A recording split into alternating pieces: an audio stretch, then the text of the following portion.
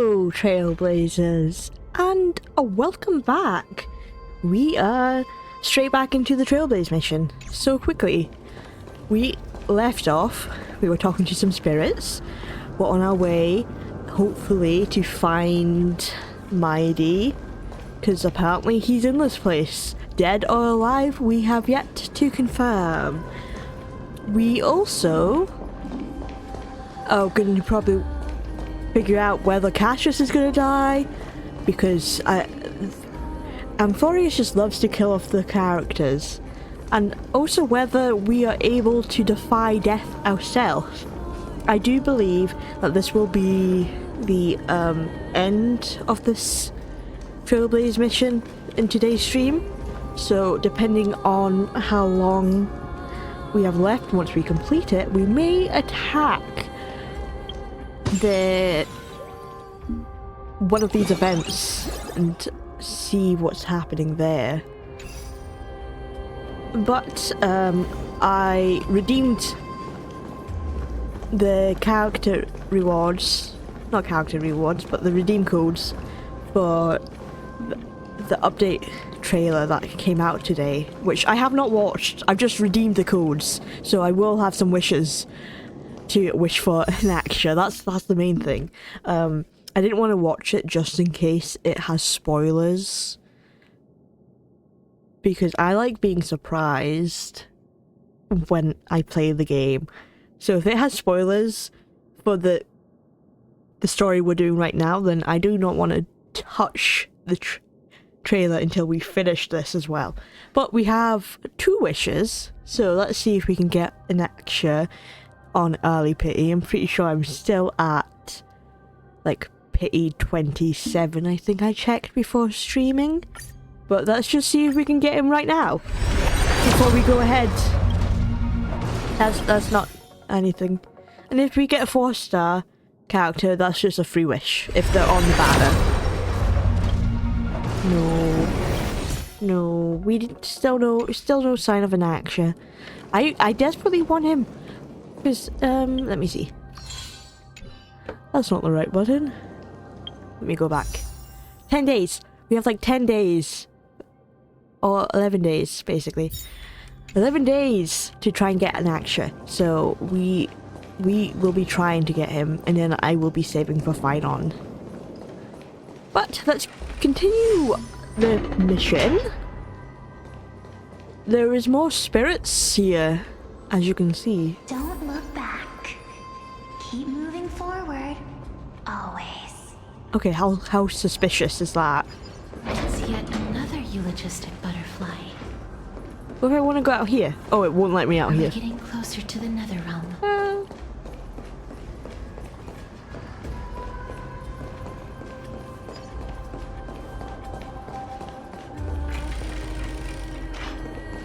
We just have to keep going forward. We can mend this on our way. The music is really creepy here as well. Oh, this is... That was a rumble. Is Zeus on his way? Do we have a Titan of Thunder and Lightning? Would that be the World Bearer? Or is that just a sign of death? Living ones? Alchemist. He knows that we're alive? Hello.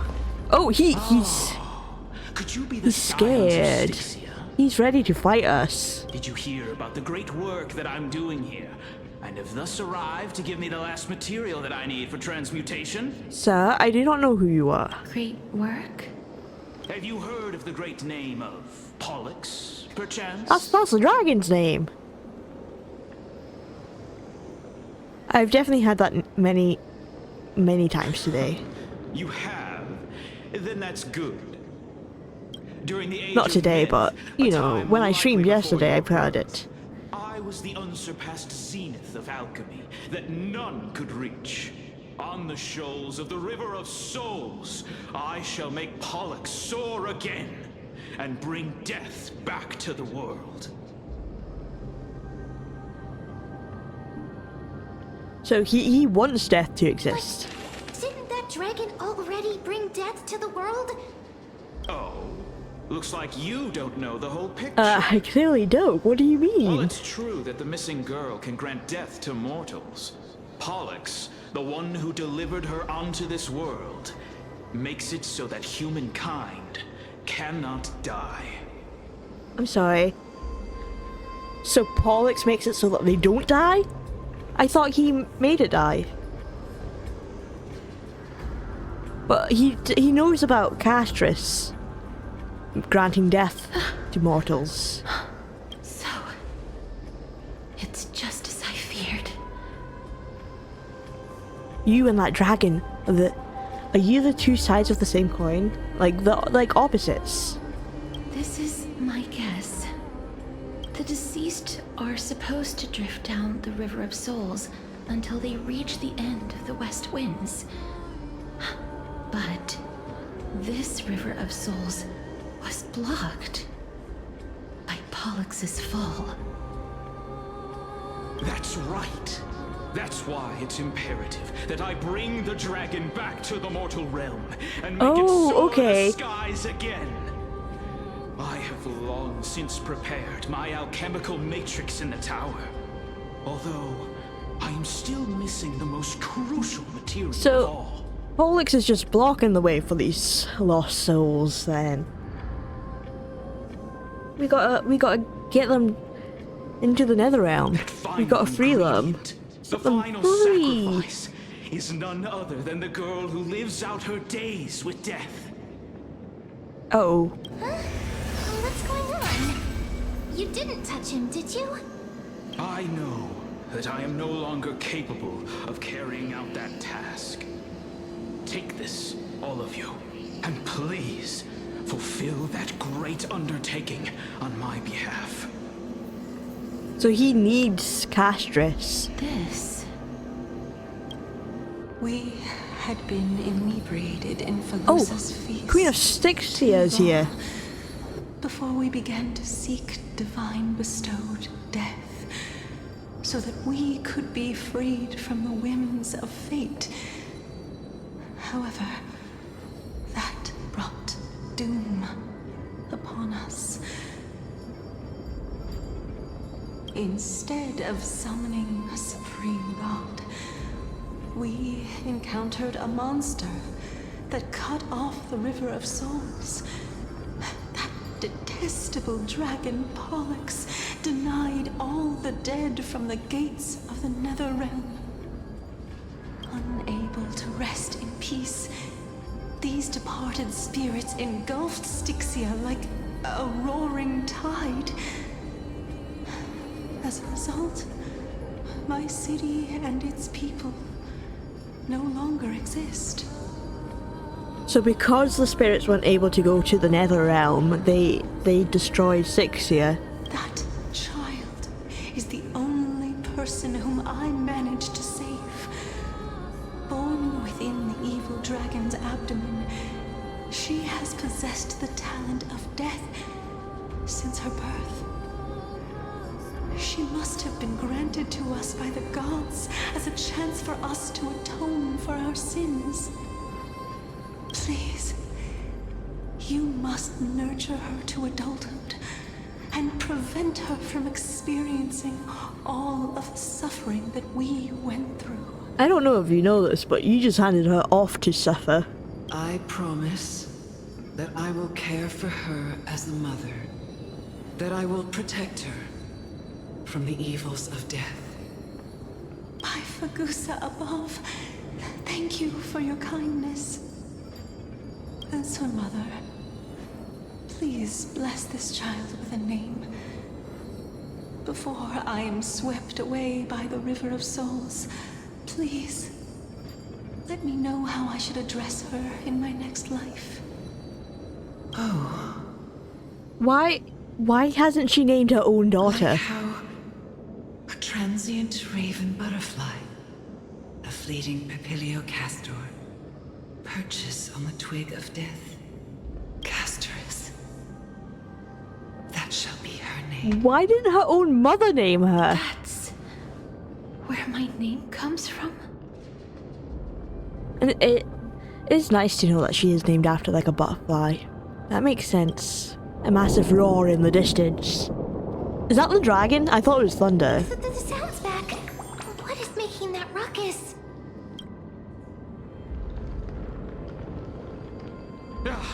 Living ones, don't waste your time bickering. The Netherrealm's wrath is falling upon you. Black Tide Creations. They snuck up on us.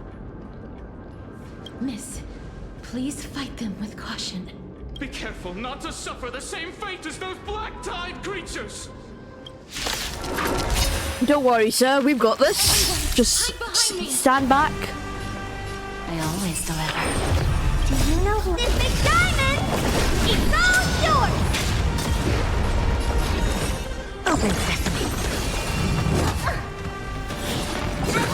Nothing major. Receive divinity. Impressive. Hey. Eternal sleep. The And return! Little Hatter, do not die on me. Oh dear. Curiosity. Endless riddle. Nothing but a boy. Time for a lesson. Time to kill!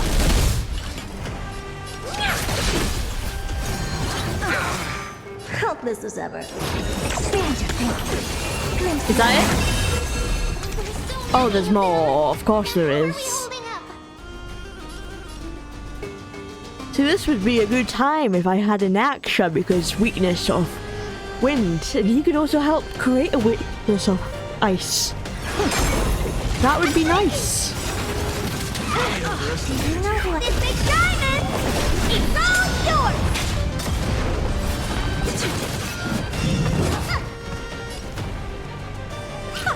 You chose the wrong enemy. How appropriate. I don't have time for this. Open sesame. Cleansing the Okay, room. Jade, attack. Curiosity. Endless riddle. Nothing but a boy. Expand I just need Jade to attack again. I got an achievement. Immaculate body, whatever that's supposed to mean. There's no backing out now. For me or you. Time to kill! I'll see you off. I don't have time for games. Open sesame. Bad. Expand your thinking. I always deliver. Bad. Do you know who this big diamond? It's all yours! Yeah, I don't need the right characters to destroy this guy. Never seen perfection before. Curiosity. Endless riddle. Nothing but a boy.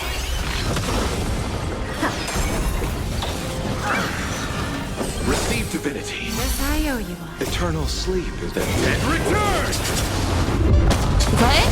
No. Give an inch. That is... Oh, there's more? our souls. Huh? What was that? Who said that? Open sesame. Was that Michael?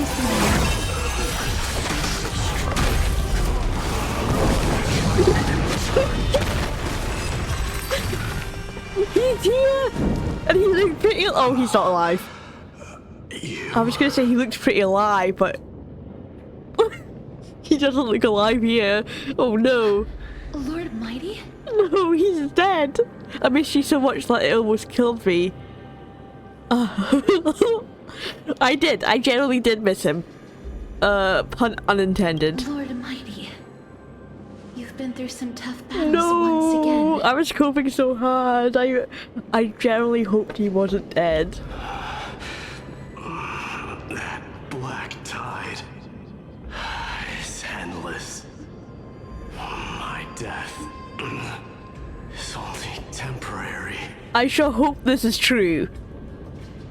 I hope he comes back. I will find my path of return and go back to the world of the living continue my protection. Lord Mighty, I have always wanted to. Why does death reject you? He was dipped into the river when he was but yet a young soul. I'm the one resisting it. I must resist the temptation to go with the flow. Is that why he's glowing orange rather than blue? Because he's resisting it? I'll go against the current and kill my way out of this cursed nether realm.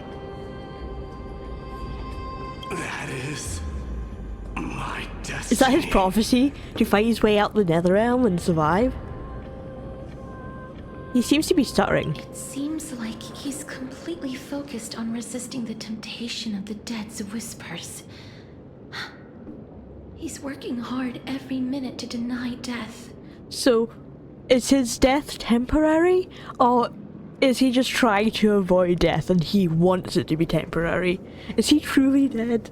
I hope it's temporary. I hope he can resist and deny death. Because I like Mighty. Mighty's a cool character. I especially like when he and Phyron are having their friendly arguments and matches. So I don't want to see Mighty die. I hope he can resist. It seems his battlefield is not limited to the world of the living. Lord Mighty, are you willing to travel with us? We're headed for the Matrix inside that tower to summon Thanatos from their prolonged concealment. He's trying to go out of the Netherrealm, not go closer to it. Thanatos. Challenge. Oh, he wants to fight Thanatos. That's right. If we can work together and defeat them, you won't have to be troubled by the curse of immortality any longer. Let's go together, Castorus. Let the person who has brushed against death countless times guide your way. Cass, are you sure you want to do this? The alchemist said he wanted you to be a sacrifice. See, this is Castrus's time to die. All of them are going to die eventually. I'm not afraid. There's no reason for us to turn back anymore. Rather than standing still, taking action is by far the better option. Perhaps fate might take pity on us today and show some compassion.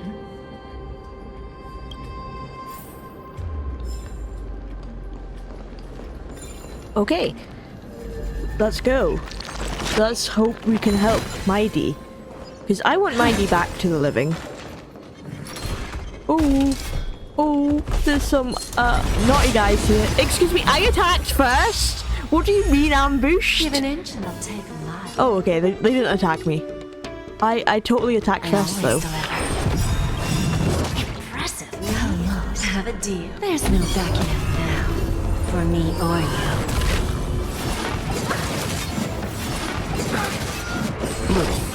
How appropriate. Nothing Never seen major. affection before. Open sesame. Who's the little backstabber? Time to twirl. Curious, endless riddle. Nothing but a boy. Time to twirl.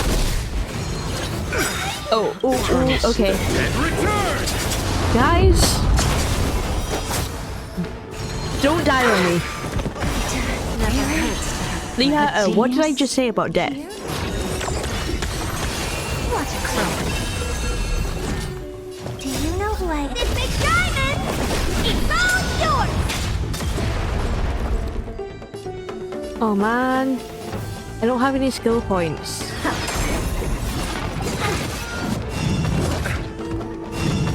Uh-oh. Listen, listen. Lo Chow, you weren't supposed to die. Time to twirl! I don't have time for this. Open sesame. Time to twirl! Curiosity, endless riddle. Okay, this will help, Nothing but a right? force. Time for a lesson. Time to twirl. Banter. There you go. Glimpse in the night. I can't believe Lo Chow just died on me. Amazing. But then again, Lo Chow, I thought you were better than that.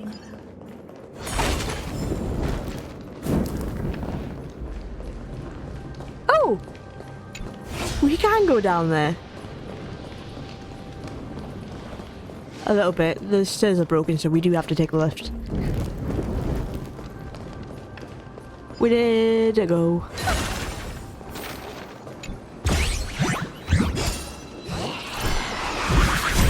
Okay. He didn't scare me this time. But, oh, he went up high. Little does he know that I can just, bring him back.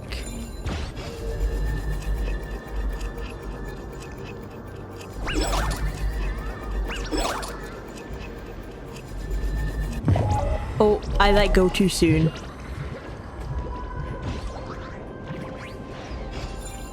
My bad. Let's do that again.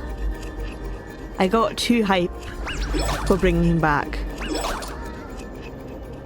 It's so slow. There we go. There we go. Bartholos. We meet again. Hee hee! Behold the great work of old Bartholos. The huge raw stone was pilfered from the bottomless depth of the sea. Then, to determine if it is really held a crystal filled with magical power, the stone was lifted to the sky to split open and peer inside. Stop it, you're no Titan. Hey, if you can call yourself a Titan, why can't I? Old buddy, let's use some imagination here. I may not be a Titan in real life, but that doesn't mean I can't be one in stories. Fine, I was just spinning a tale. This is the nether realm after all, worlds apart from the mortal realm. Who knows what those things in the sky actually are? Though I must admit, the view is an absolute killer. The moon has like a reflection, like a shadow. Reflection. What did I just stumble... Wait, did I just stumble into a deadly joke? Well, I suppose there wouldn't be any living beings left to tell the tales with this killer on the loose. Hee hee. Okay, whatever, Bartholos. Goodbye. oh, you want this? Oh, this thing. Take it in the music. I did almost walk right past it. Okay. We're making it closer into the realm of the dead.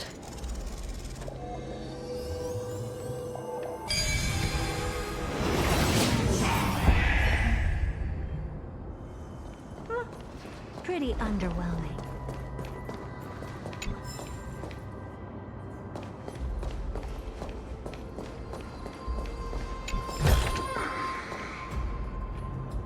Before you are rusted and broken chains. Remnants of a path that once led to the tower. Remember when Mighty went over some chains and they broke when he was on them? Reminds me of the past. This is going to be difficult. Didn't Castro Kremnos also have this? That's what I'm saying! I'm familiar with this kind of mechanism, Like, I remember. He broke them. but I've never repaired broken chains. If I was more powerful, I would be able to carry one person with each limb and fly the four of us to the other side. The Rune of Recollection is here, but I can't find the miracle orb anywhere. Oh. So weird. Oh, could it be in that collapsed tower in the distance? Looks like it's your time to shine. Yeah, we can't go over there. You have to go there. It's still up to me to step up in a crisis. Wait here. I'll go check things out. Do I get B-Mem? No. Maybe?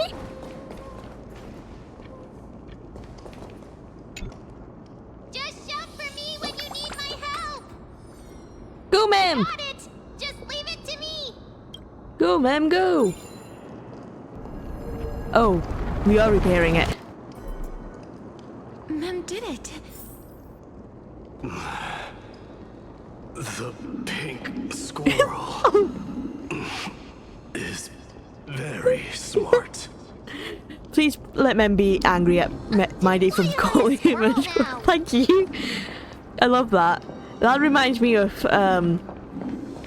Thor calling Rocket a rabbit. Is it a rabbit? Or like anything but a raccoon. Right, let's go. It's so cool how it just The miracle's range is limited. bombs underneath Please us. come a little closer.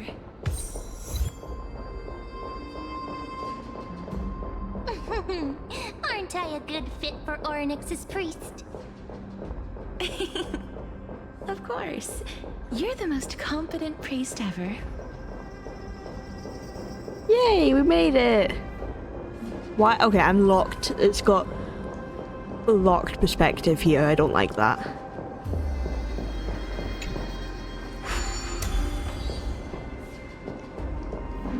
Okay, now I can change perspective. Okay, cool. The alchemical matrix should be behind this door. Ooh. That must be Trian, right? Is that? It's Trian. Oh no, Castrus is getting sad on me. Understandable. Wow, there are so many of you! It's little Cass and little Grape. Oh, there's also little D and the pink puppy! Trian? Aren't you? Dead? Trian and Mighty. I get it now. They're both dead. Get what? I'm getting even more confused. Yeah, they're both glowing gold. Is that because they're Chryso heirs? And they have golden blood? And that's why a lot of the dead people are glowing blue? Because technically the blood is blue when it's inside the body? Or at least that's a theory. I don't know if that's true. The first time I've encountered a deceased friend while going upstream in the River of Souls. It really works like this. Just like the other departed spirits we've encountered along the way. I'm also unable to sense the aura of the living on Lady Trian. No. Can you sense the living on Mighty? Yup, you're right. Trian already knows that she'll not be able to return to everyone's side. Oh, Trian. But Trian believed that little Cass would eventually return to the Netherrealm. So, Trian has been standing here, at this spot closest to the world of the living, and waiting for little Cass. Oh, it Oh. must have been very tough for you. But according to what Trian said, we're almost at the entrance of the Netherrealm. Trian promised Trevi and Trinan that when little Cass got here, Trian would get the gift ready and be the first person to run over and welcome you. So, little Cass, don't cry. Please, accept this. We finally finished it. No, that's too sweet.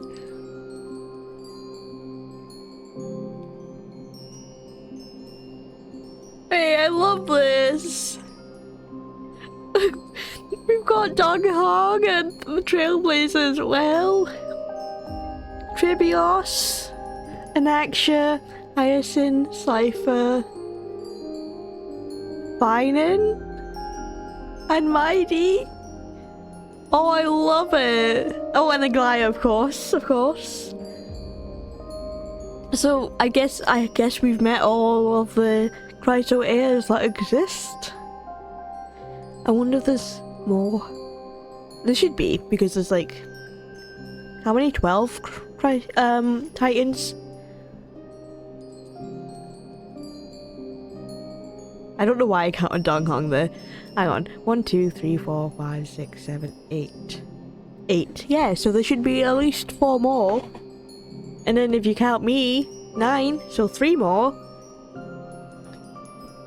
So,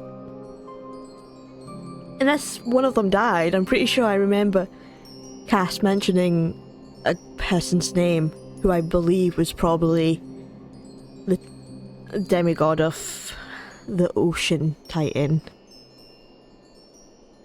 But this is adorable. It's so cute, and it is truly like a kid's drawing. I love that. Even though they are the oldest, they still have that childlike wonder to them. This is what Lady Treby once mentioned. So sweet. And I'm guessing this is Treby, Trinan, and then Trian.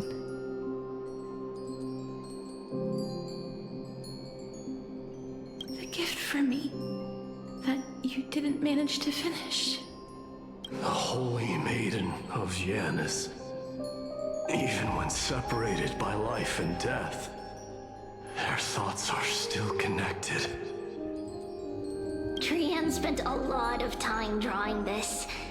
Trian hopes that little Cass likes it. Well, even if Castris doesn't love it, I love it.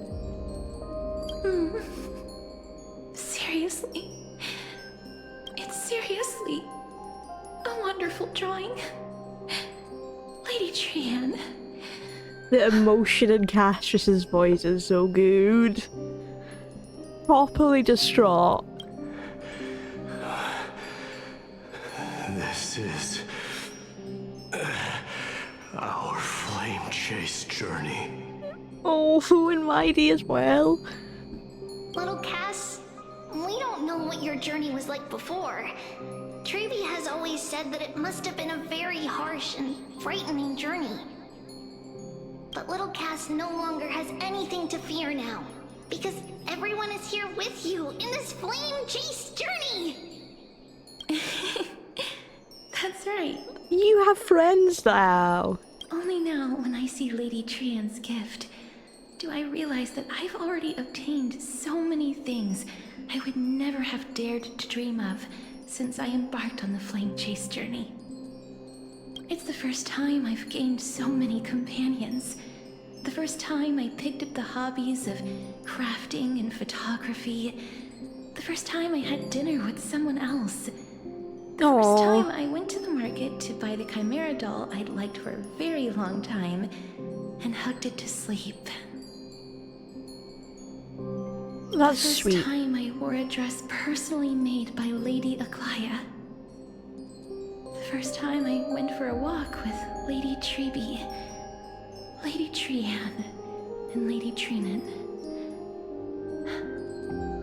The first time I enjoyed the night breeze and looked up at the stars with Miss Hyacin.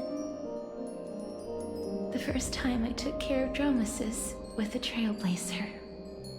Oh, I like her remembering all of her good times with the Chrysoids. Looking back at all these experiences I never thought were possible, it feels as though the scales of my life had shrunk from centuries and decades down to minutes and seconds. And all of them are so precious. I took countless photos in the past, but they're all black and white landscapes. I don't have a single one with friends. But now you can have those with friends, because you've made many friends with the If I Chrysoids. had known, I would have taken more pictures. Don't say that, Castris, you're not going to die. I hope not. Then shall we take one now? Exactly, we can take one right now.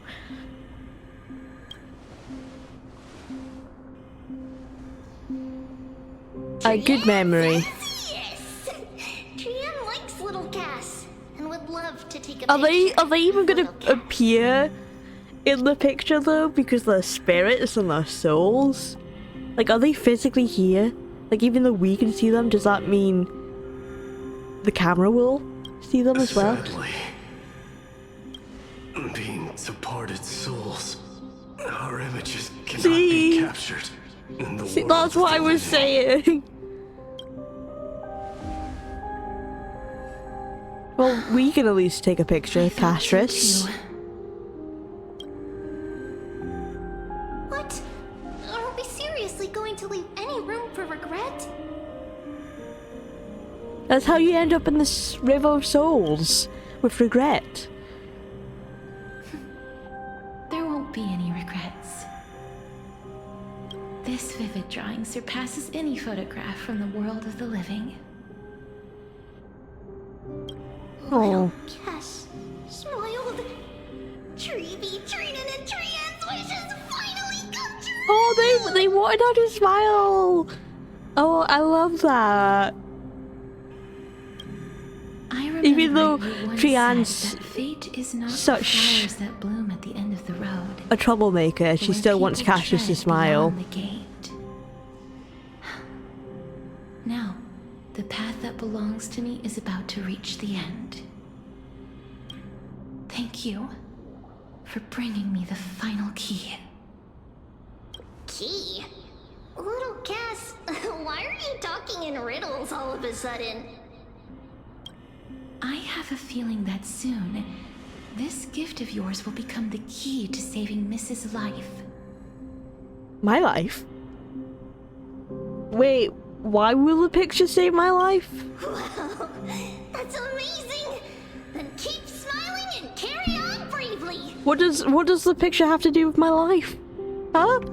Little Cass, Little Gray, everyone, see you No! tomorrow! Don't say that! That little white lie, see you tomorrow. Oh, I hate it. I hate that phrase. Oh no, she's gone. Lady Trian. Cypher's back! Cypher, what are you doing? Just being there sneakily. We have indeed reached the end of the stream of souls. If I go any further, I might lose myself. I must leave now, for the black tide still wreaks havoc in the realm of the living. Okay, that you keep resisting death, okay?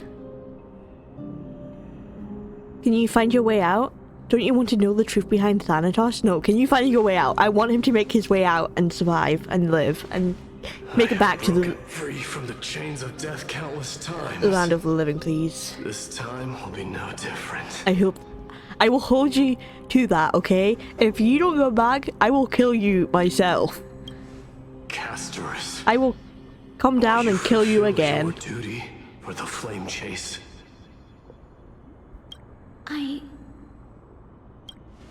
I have yet to make my decision, Lord Mighty. No matter. Make the choice your heart desires. Even if it takes 1,000 years of waiting. Oh, he totally resembles Nikodor's previous counterpart, Nisus. Because this was like what he was saying. And Castris is now living up to her twin. Not sure if she wants to go ahead with the sacrifice. I will continue to fight till I die. Then rise from death. Till the miracle descends.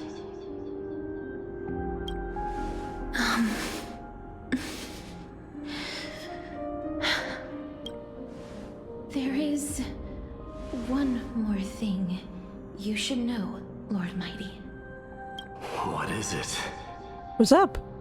Professor Anaxa may have deduced the principles behind the Era Nova. You and I may be reincarnated as strife and death in the next cycle. Oh yeah, but them wanting to destroy... Right. The world.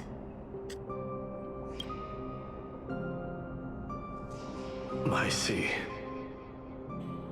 We have all the three, like, Trickster, Death and Strife Titans here. The Calamity Titans, demigods here. Is that all? Are you going to accept such a fate without complaints? That could have been You fighting. have a strategy to shatter the shackles of our fate. Fighting never seemed like the Strife kind of a guy. I haven't found it yet.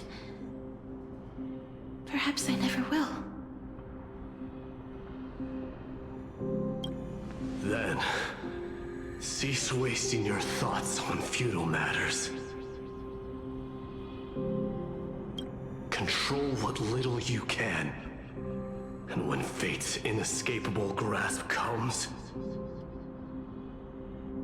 resist it with the strength of your mighty will.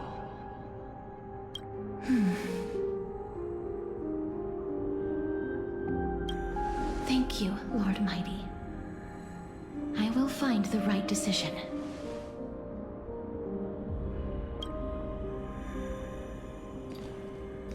She will make the right decision in the end, I trust her. Why is Cypher just watching us though? In the name of strife, may you meet a fitting end. This must be the alchemical matrix the spirit mentioned. Let's see. We need to insert Aquila's sky, Georios' earth, Kephali's fire, Fagusa's ocean, and Nestia's love. How are you supposed to insert love? Love isn't a physical thing. It seems our sweet Princess Homebody has made up her mind. In that case, seamstress, I suppose I no longer need to deliver your message. My time is rather precious, Oh, after all. I guess she's been spying on us for Aglaya's sake. Whether you wish to break free from death or not, please, follow your heart. By the promise you once made, I ask that you fulfill your duty one final time. Castorus, please, live as a human, and die as one. Die is immortal. According to that alchemist, the final piece is supposed to be me. You don't want to die as a monster. That's the major thing. You want to die as like immortal, happy and free. However, he is not privy to the past, and therefore cannot see the full picture. The past? I saw the twins of death in Kephali's memory, and now I am certain that I was one of them. Yeah, I'm pretty sure you were. The trial Which doesn't of make the any Hand sense. of Shadow demanded taking the life of your family. I died during that trial, falling before the gate to the new world. And my sister, whom I never met, became the Titan Thanatos of this cycle. She was consumed with regret over my death, so she used the Titan's authority to reforge my soul. Yet, it also means she has never revealed herself to anyone, hidden away from the entire world. That's because the Titan she became already fell at the start of everything. Already fell? They died for me, and now lie in slumber in the River of Souls. You mean Pollux? Her sister became the dragon? The That's Pollux? The River of Souls is no material river. It cannot be blocked by ordinary means. Only a divine corpse can prevent the dead from reaching the next world. Oh. And that's why we have to awaken Pollux from death before we can retrieve the core flame of death. We have to reforge its body with the power of alchemy. But Cass, if that alchemist speaks the truth, does that mean you're also part of the dragon body? According to those departed spirits, I was indeed born as the dragon's twin. But before we talk about that, have you heard the sighs? The sighs? I did when I was collecting the souls. You sighed many times on the way here. Not from me. I love that. The Yes, I sounds did that hear your come from the sighs. memories when we were collecting the souls. I heard them too. So what are those? I think it's probably the sign of Pollux's wish being fulfilled. They must have realized how heavy a price they'd need to pay when they used their divine authority to resurrect a dead woman. That's why they exerted every ounce of their strength to send me to Styxia, a city that called for death, a land where none is hostile to death. They never saw their wish fulfilled and fell so prematurely, all because they wanted to give me a new life. Pollux must really want to know how their sister has been after giving their all to save her. That makes sense that Pollux would be Pollixia. Their names are so familiar, I don't know why it never clicked before. That wish is the reason Pollux's soul still lingers in the mortal realm, even after their fall. Quietly watching and documenting every detail of their sister's life. Ah! So instead of picking up objects on the way here...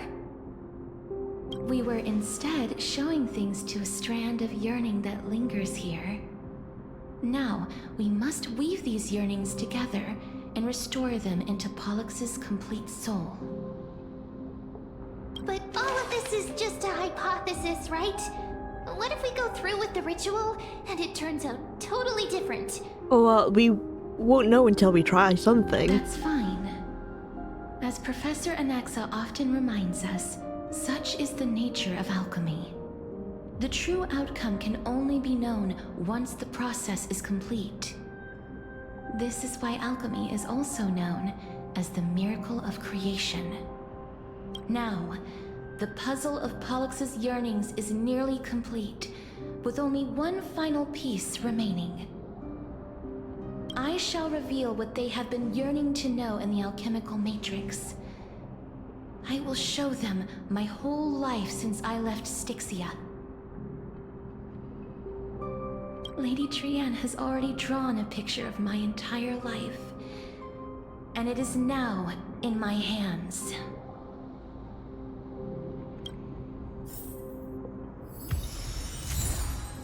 Oh, we gotta keep the picture. The picture's so cute. I love it. Okay. Okay, I love it so much. Okay, so, investigate. Then Let's the ritual begins. Let's get the ritual done. Look at it all lighting up. Ooh. And now, the objective is complete.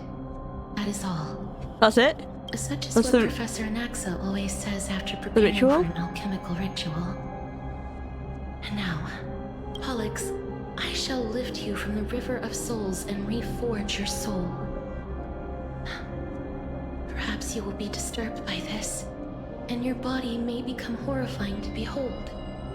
But if even the slightest trace of your soul remains, the soul that once ferried me to this side of the shore, then please, look at me. I wish to thank you in person. I have obtained everything you sacrificed your divinity for. Lady Almanette. Oh! Uh-oh. Did she recognize you? Oh, she must be the first soul we can communicate with here, right? I'm afraid she is just another spirit trapped here, like the rest of them. The only difference is that I was there when she died. Please, go on. I'm listening. Are you about to tell the story of Styxia? Yes.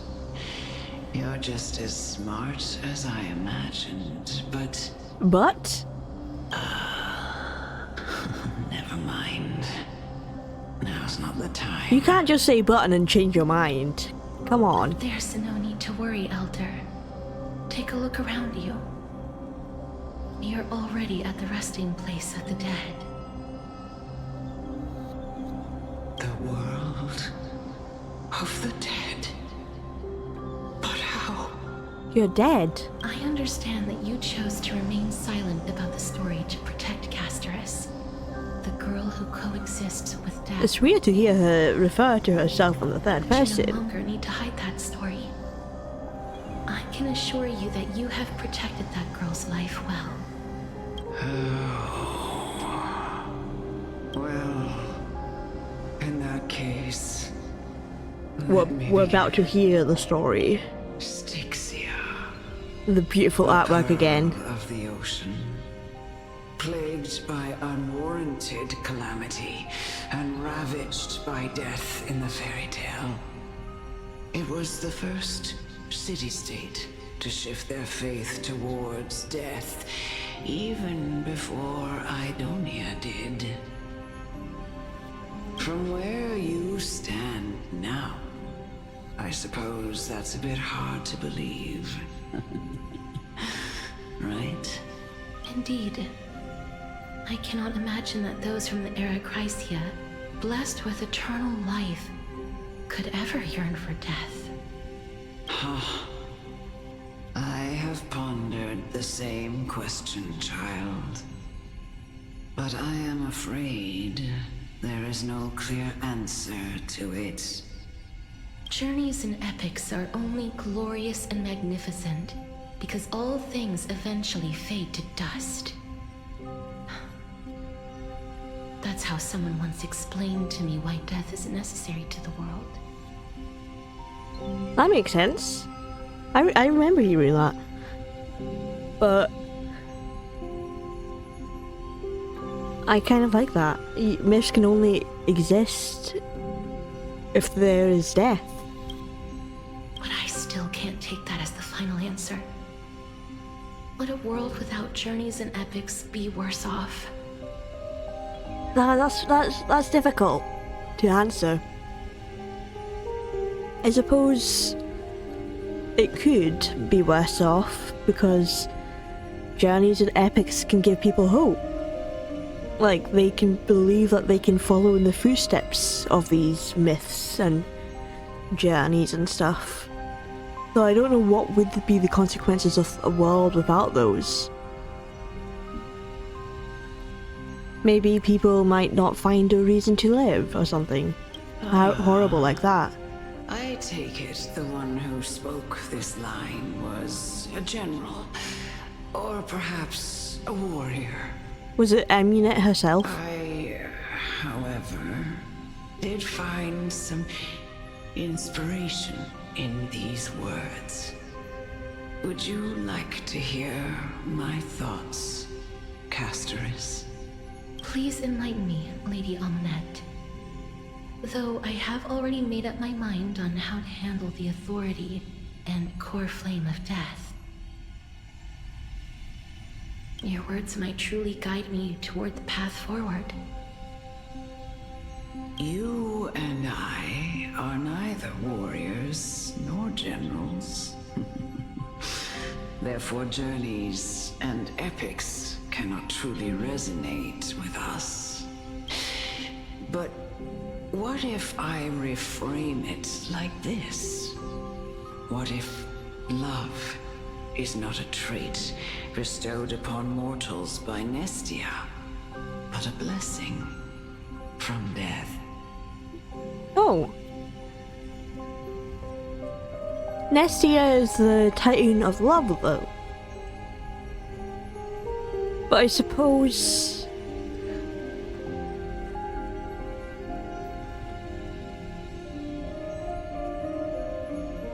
death wouldn't hurt as much without love or something like that. Like, loving someone is powerful even through death. And they do say that, like, in wedding vows, through sickness and through health,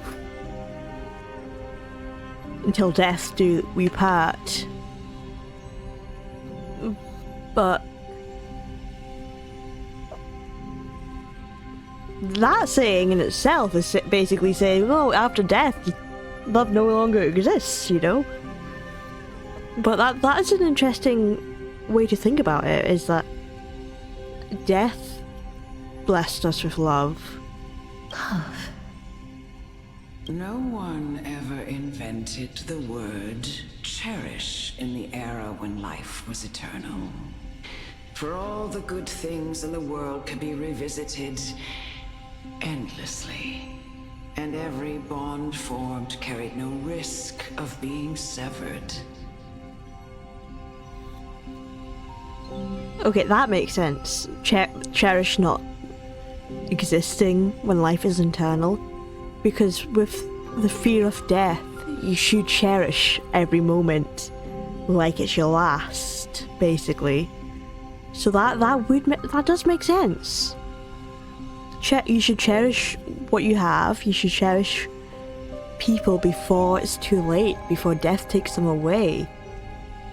I guess I understand what she's trying to say. The so-called era Chrysia was an age devoid of both virtue and sin. People did not truly live.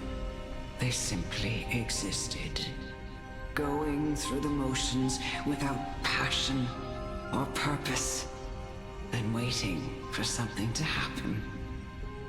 I kind of like that. People did not truly live, they simply existed. Because living for so long, eventually things will end up getting repetitive, and you're not living life to the fullest, you're just doing things as a means to an end.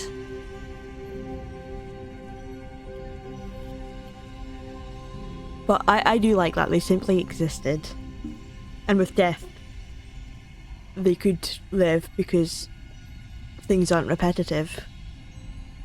They could have, all their days could be different.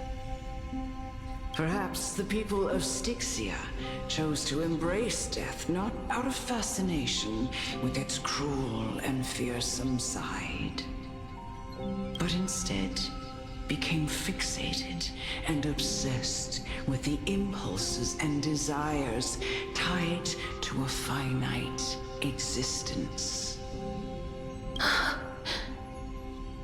Therefore, death is not a thing of fear and desperation, but... That's right, Casterus. It is the reason we shed tears when parting ways, and also the original spark that ignited the passion of mortals. It is the reason we shed tears when parting ways. This can be taken as so many things. Because parting ways, not only through death, but just in general life. If life is infinite, then you say goodbye to someone. You may not see them for another 50 years, but you will still end up seeing them. But with death, it's scary in that way that you may be saying goodbye to someone even just for a year, but anything could happen within that year. And just saying goodbye can be scary. I kind of like that. I like this whole thing. Even though death is scary and you don't want to die, without death, life won't have as much meaning. If you truly intend to deprive the world of death, then be prepared to witness it return to a state of stagnation. I understand, Lady Amunet. Our limited lifespan shapes all that we know and love. Not even the Death Titan has the right to take that away from humankind again. Nestia's love was the chrysalis of Gold's first blessing, but it most likely wasn't understood by mankind. We only learned to interpret this wonderful gift after Thanatos' arrival. If the world was bereft of death, then the Queen of Styxia wouldn't have played midwife in delivering me into this world. You wouldn't have welcomed me into Idonia. then Aglaya would never have invited me to join the Flame Chase journey. None of these stories would ever have happened. And I would never have lived, let alone found happiness. That's beautiful. Thank you, Mother. Oh, wait, that's so sweet. Oh, like I was saying earlier, like why is Amunet not like naming her when the Queen of Styxia was her mother? But she did raise her, so it would make sense that Castris now technically sees her as her own mother. But that's sweet. I will use all the love I've experienced in this long life to complete the final miracle. My teacher, Anaxagoras, Oh, this is pretty. grant me the wisdom of all things. Oh, this is the ritual happening here. I call upon thee, the stripped dead dragon's corpse. Oh. That gem melting like blood. Is that one of her soul Rises from the floating? earth, falls from the sky. As above, so below. That's... Oh. We're dead. This is the greatest power of all powers. Unstoppable in this world. Okay, no, she got rid of the river Great soul. work that commands all death.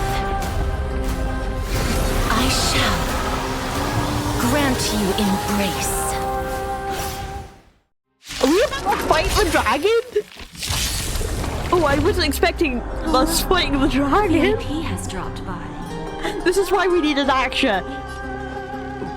This is not the right team. Don't let me down now. And it's slow. When allied target's HP is reduced, accumulates Desperate Bubble. Upon receiving the limit, remove damage mitigation and enter the enhanced state. Ooh, okay. Divinity. I kind of want casters in my team. Truly gone? Will you show yourself again? Once we eradicate this hatred and regret.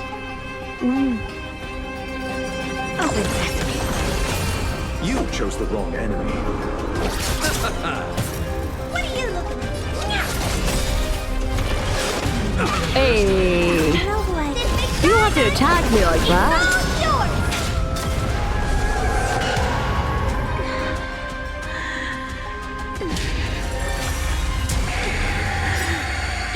I know Oh. you're anxious. Shh. Don't be afraid.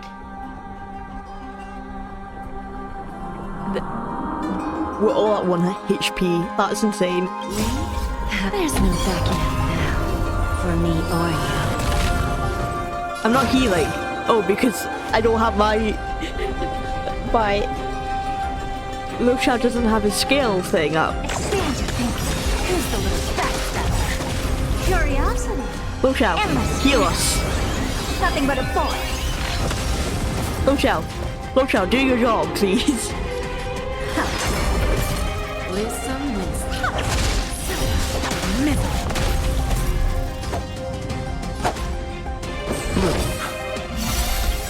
Okay. Eternal sleep is nothing. Dead return! Hopefully we can get our HP up again. Now he heals. Never seen perfection before. Open sesame. Glimpse me.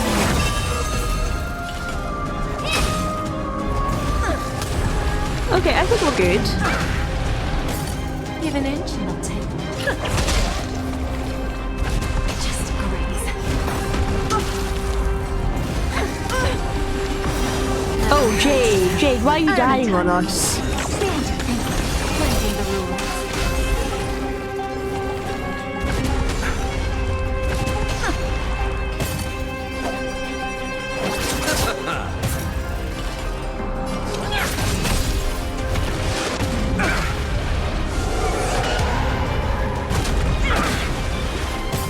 Lose some, win some. They always deliver. Never seen perfection before. Okay. Curiosity. Endless riddle. We're gonna take our time with this, guys. Time to twirl! I don't have time for games. Open sesame. Watch it grow. Okay, we did it. We beat it the first round. I will grant you peace. We will grant you peace. Oh, Pollux sister! Oh my god! Yes, it's me. I'm back.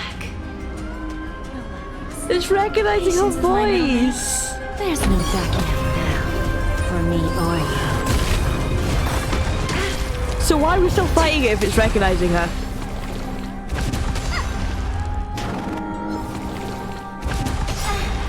Do you know who this big diamond? It's all yours!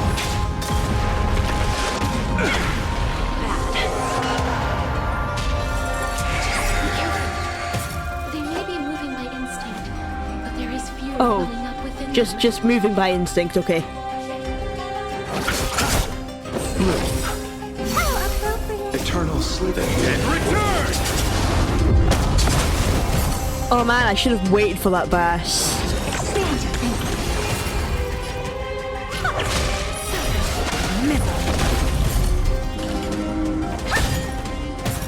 Never seen perfection before. Open sesame. I'll see you off. Receive divinity. Impress the curiosity. Endless riddle. Nothing but a boy. I sure hope Jade doesn't die on us again. Who's the little backstabber? Oh no, Jade's healing. Somehow. Time to twirl.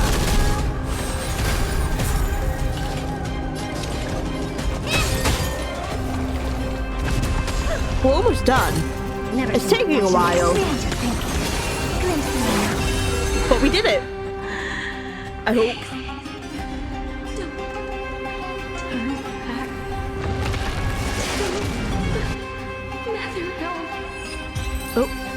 Oh, splashed a little river on me.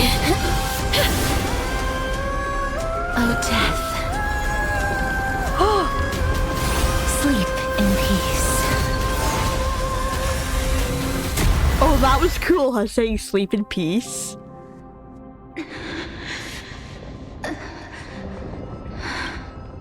I'm sorry I have to wake you up from ancient death. And I know you're anxious. Shh. Don't be afraid.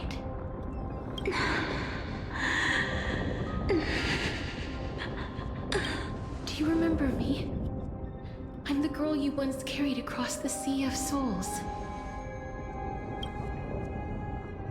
I'm sorry I wasn't able to remember you, but with the help of many people, I was finally able to pick up these broken fragments of my past. I'm back, Pollux.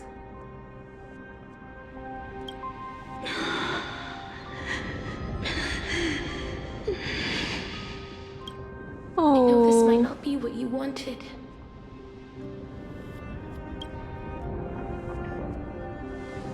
But I have to do this.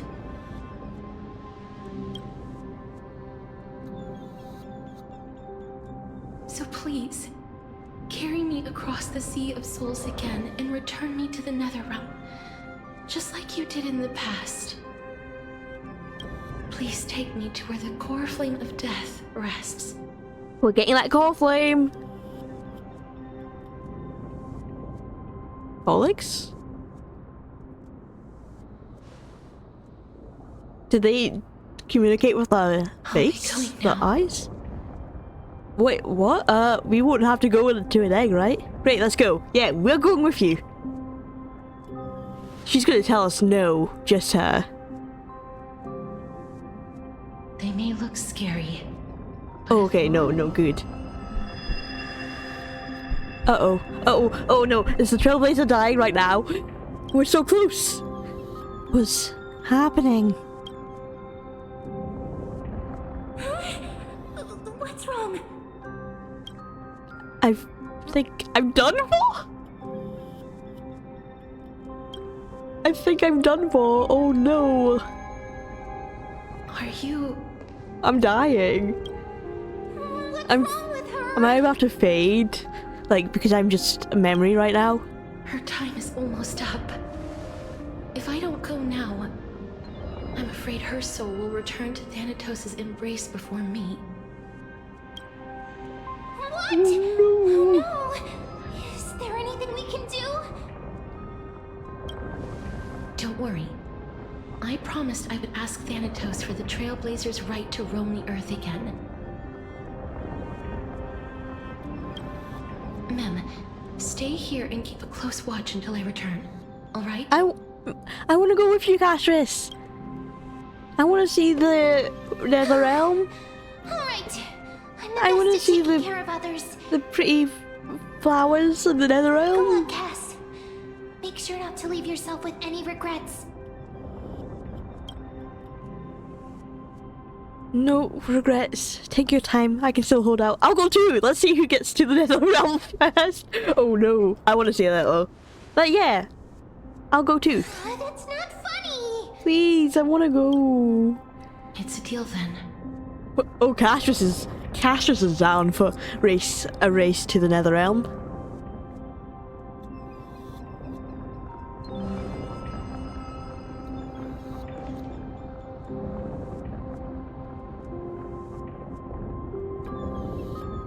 Please. Is Castris gonna die? Is she gonna trade her life for me? Wait for me. I'll wait. I'll wait forever for you. Oh, you sit in a little dinghy.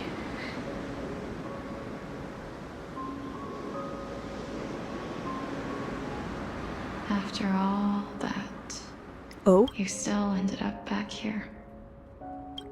Oh? Is that Thanatos? Oh, the broken moon? Oh, the Nether Realm legends were is true. pretty. The Nether Realm really is a sea of flowers. Yes. Oh! Just like the flower fields we tended to back then. Oh!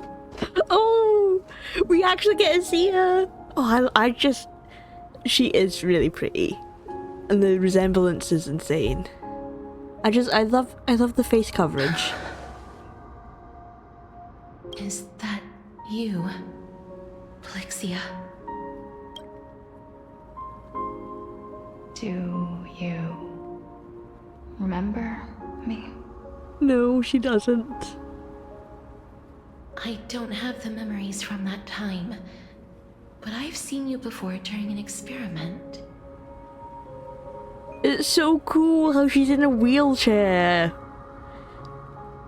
See, people say, and this is like something that annoys me, that people say that in fantasy settings, no, like people shouldn't have a wheelchair. But people still have like broken legs and stuff. And I personally love how this wheelchair is designed to fit Amphorius. Or even just the Death Titan, because her wheelchair kind of looks like bones, and I love that little touch so much. Like, wheelchairs can be cool designs as well. I love this wheelchair design, honestly. I see. Call me Thanatos, then. It'll be easier. So at least like Thanatos remembers being Polixia. That's odd. The other Titans don't remember their past However, life. since you recognize the name, you must already know everything about Thanatos, right? Yes. I'm here to reforge the order of life and death in Amphorius.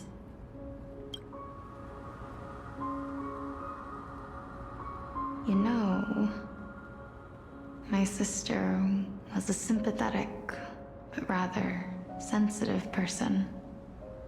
Whenever she didn't want to say what was on her mind, she would avoid eye contact and look off into the distance.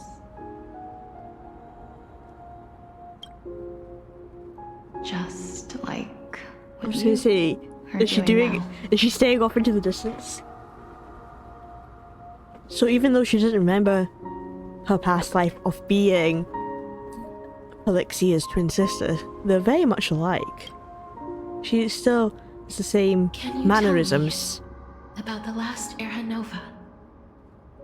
What did you do, Polixia?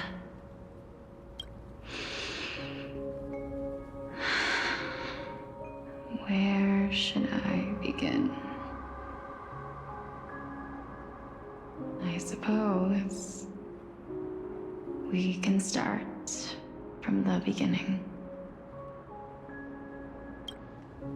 A long, long time ago, there were a pair of like-minded twins. As foretold in prophecy, they were chosen to be successors to the god of death. But fate was cruel. The price of attaining divinity was to take the life of a family member with our own hands. That trial was indeed recorded in that memory. Then you should already know that my sister voluntarily gave up her own life, so that I could ascend as the demigod of death. But I couldn't accept that. Why did we have to kill each other for a future she'd never see herself? That's not fair. Oh. So, while weaving the laws of the new world, I shattered the forbidden bottom line for life and death. I reshaped my sister's soul and took the form of the great dragon Pollux to carry her up the River of Souls and back into the mortal realm. But our fates were already decided and manifested in unexpected ways in response to my futile actions. Aging is an unbreakable law of nature laid upon humankind, created at the same time as death.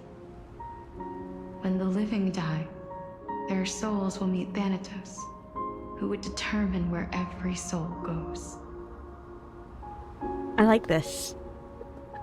Sorry, I like this because of Greek mythology, is that the souls truly do get separated. I'm just a major Greek mythology nerd. Like, I don't know everything, but I just love seeing all the references. But I know, depending on what kind of life they lived, if they lived as a hero, they would go to a separate place, basically, and they would remember everything. But I think if they lived a normal life, they wouldn't remember anything when they went to the soul. And then there was those that lived evil lives, and they would go somewhere else. I can't remember the names. I think there was like Elysia. I know the monsters went into Tartarus. That's where they lived, in the lava-filled place of torture. But I love that even here it's like Thanatos would determine where every soul goes. I wonder if that's true with the actual Thanatos. I'm actually going to search that up really quickly, because Thanatos is an actual death god in Greek mythology. Let me see. Thanatos in Greek mythology is the personification of death. Son of Nyx, goddess of night, and the brother of Hypnos, the god of sleep. Oh, that's interesting! He appeared to humans to carry them off to the underworld where the time allocated to them by the fates had expired. Okay. So it's basically, yeah, he basically takes them to the underworld.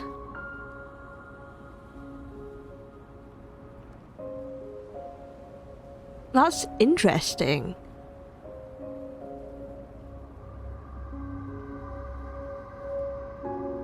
Because I knew there's Hades. Hades is like the main god of death. But Thanatos, I knew Thanatos was a god of death. I didn't know how, like, what his role was.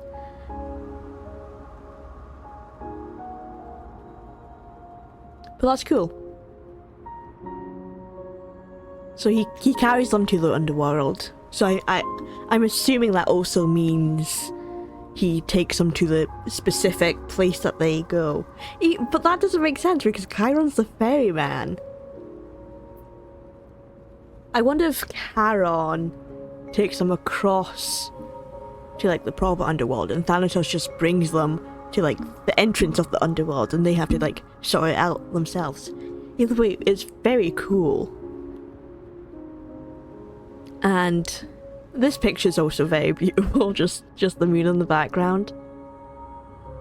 But I suppose because that Thanatos is supposed to determine where souls go, when Pollux was the dragon, she wasn't able to do that. Or Polixia wasn't able to do that. If the Reaper raises their left hand, the soul is granted death and allowed to enter the Netherrealm to await reincarnation. If they raise their right hand, the soul is rejected by the Netherrealm and returned to the mortal realm to continue walking the earth. Oh. Oh, that's interesting. I know in Greek mythology, or at least some Greek mythology, is that the heroes are the ones that get to choose if they are reincarnated. I'm not sure what happens to the other people. Like, some people forget their life. They become like empty shells of themselves. So I wonder if they're able to choose reincarnation too. But it's interesting. Returned to the mortal realm to continue walking the earth. Does that mean walking the earth as a soul? That's why the Hand of Shadow can only lay down judgment and not embrace another being. Yes. Death was originally a pair of hands, but they were split in twain when we reached the mortal realm, never to touch each other ever again. The half of Thanatos that represents life, the undying human who grants death, that was the curse I forced upon you.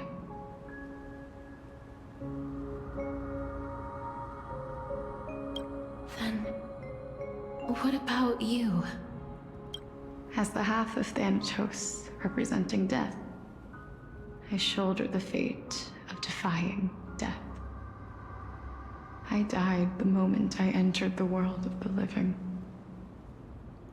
Oh. From then on, my Titan also no longer existed in this world. The cycle of life and death stopped. Souls were denied their audience with death, and were left stranded within an ever-rising river of the dead. Oh. So, the Titan never existed, basically. Or like, yeah, it didn't exist. What irony. It's interesting. My selfish No desire wonder no to one could save find your them. life gave you and the world a fate far worse than death instead. Then, what was left of my reason was left behind in the Netherrealm, where I've been taking care of these flowers day after day, until there is now a sea of them. All while mulling over the It's so cool, the wheelchair's moving! Death, parting, and enduring in endless loneliness. I also really like how they have different hair lengths. Fate is absurd indeed. Our lives were a mirrored image of one another, like a pair of hands. Even so, we arrived at the same destination. We walked different paths, yet experienced the same pain. I had hoped that maybe you would at least have a good life in this cycle. I'm sorry. I lived my life well. It didn't go to waste. As far as I'm concerned, you did nothing wrong. Even though I forced the authority of granting death to humanity upon you, a total stranger. You weren't strangers when you did that, though. Too many responsibilities were forced upon me in the course of this long journey. I was once lost, even upset. But I realized recently that if it weren't for your blessing, I wouldn't have understood the source of these emotions, nor would I have realized my purpose. I wouldn't have made it here to reunite with my missing half. And we wouldn't be discussing our past while sharing the same view of this landscape. Oh. I wouldn't have understood the meaning of our existence. The meaning of our existence. This sea of flowers blooms on dead land, because we sowed it with the seeds of our separation and watered it with our tears of that's loneliness. sad. We watered the flowers with our tears of Yes. loneliness. The only That is thing pretty death is allowed sad. to create are flowers that bloom from blood and tears. Oh. Oh, I love and hate this. The only thing death is allowed to create are flowers that bloom from blood and tears. That is like some powerful imagery, but also so sad that is how the flowers grow. That's why Thanatos cannot create living beings at will. Nor can the hand of shadow determine a person's remaining days. Because the life and death of mortals should never be dictated by another's will. Are you saying there's no point in Thanatos' existence? No. No single being can bear the scales of life and death on their own. Not even a god. Life and death weigh equally heavy. We both know that now, don't we?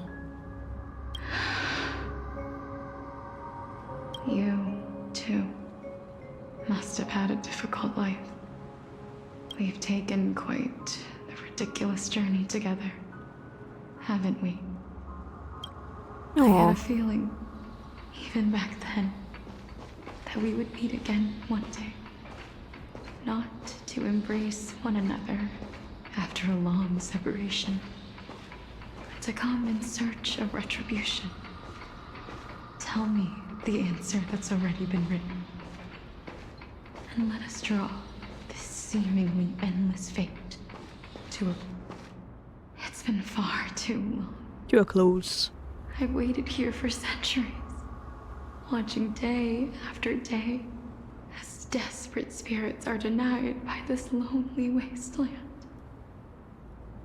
I always hoped I would see you among them, but I was also afraid of seeing you.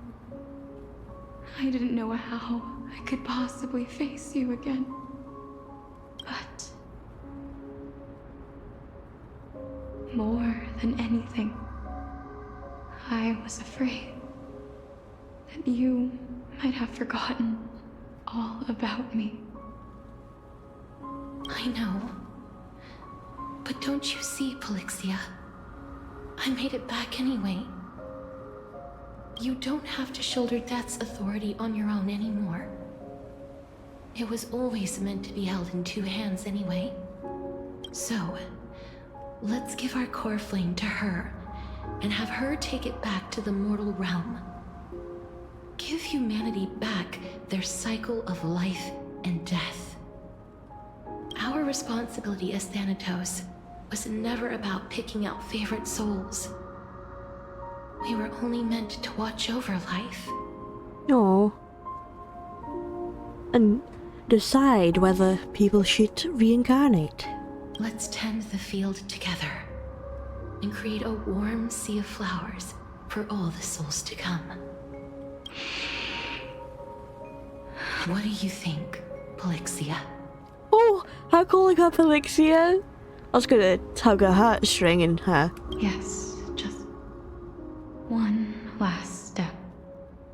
You shall wither, and through that, the dead will sprout again from the remains. and be reborn with the dead flame. As foretold by the prophecy, Thanatos' authority is only destined for only one person to wield. As the Chrysos heir of death, as their demigod, as a titan, our fated moment has arrived once again.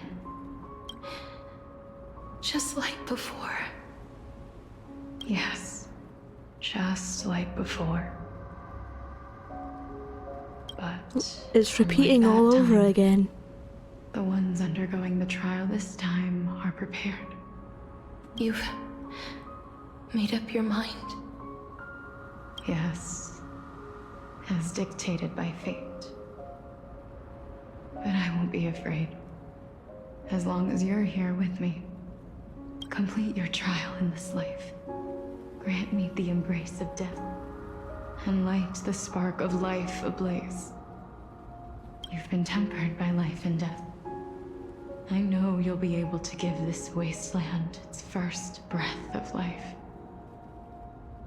Like a raven butterfly, flying swiftly into the netherrealm, perching on the twig of death. That's going to be kind of nice for Castris to know that she's brought life somewhere rather than death. Like, even though it is dead souls, she's still bringing life to this place. I will. After this, I will remain permanently in the Netherrealm. The River of Souls shall return here and rain down from the sky, scattering souls across the earth. The cycle of life and death will flow once again. This sea of flowers you sowed shall bear countless joyous or sorrowful souls, and bloom evermore.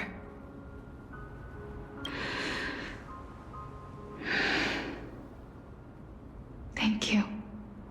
Just one last thing. Can you grant me one wish? I don't like where this is going. Is she gonna ask Castris to hug her? Of course. To free her? What is... Embrace me. Please, Oh. don't forget me. Well, that's also a nice thought. I like that. Don't forget her in this Promise life. you, when we meet in the next world, even if I have endured another reincarnation, I will find you. even if we do not know each other's names, I will still hold you tightly in my arms. Just like what I did when we were born. Casterus. Casterus. You're as beautiful as a fleeting butterfly. Oh.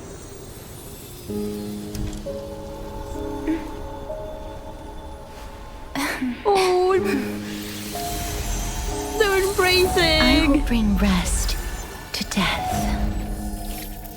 And from now on, I knew there was going to be an embrace somewhere. stagnant life will once again flow.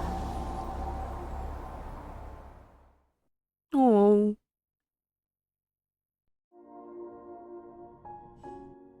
Oh. Back to an action. At the same time, okay. Woo! There's a party going on in Arkema. Time flies. In the blink of an eye, the 15th entry hour is already at hand. Oh, the 15 entry hour. Oh yeah, of course. That's probably why the Trailblazer was feeling faint, because she was also going to die on the 15th entry hour. When this farce is over, your soul will be placed on the scales of life and death. Damn. Are you ready? Okay, so it's an action's time to die. Everyone's just gonna die on me. No need to ask so many times. Of course I am. Man, an action, I barely even got to know you, Then and now why you're do you gonna drag die. your feet? Is your fear of crowds holding you back again? I simply find them too noisy. Paying attention to conceited fools like them would be an utter waste of my time. Such harsh words. As I see it, you are no less arrogant than they are. I couldn't agree more. Oh. Oh. I did not expect to hear that from you. Are you not going to refute me? I know myself better than you think I do. At the very least, better than a stowaway like you. Damn. And they say men whose ends are nigh have but kind words. Well, that is exactly why I chose you. Should I thank you for the compliment? The hour of the trial has come. Do you have an answer for me? And how will you prove the veracity of your argument? I suppose there is no point in putting this off any longer. Do you recall where we stopped the last time? You were saying that Amphorius's history is cyclical.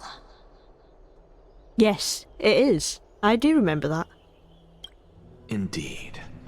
The demigods that bear the core Oh! flames Oh! eventually become the new titans at the Gastrus world's is here! end. Gastrus has been added to the picture. Eventually become the Titans. Remember what happened on the Holy Mountain? Calypso, Naias.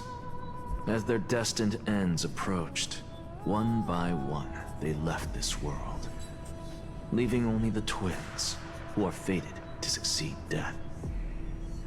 Unfortunately, while their journey is consistent with ours, you and Calypso, as well as Nicodor and Naias, act as supporting evidence. I can only come up with a rough sketch for my theory of a cyclical history. For all the pains I took to reach this point, I had already lost hope of ever obtaining definitive proof. After all, the past is in the past. Proving that we are the legacies of heroes of the past is a hopeless endeavor. That is, until I met a girl named Polixia and her sister. He met Polixia and her sister?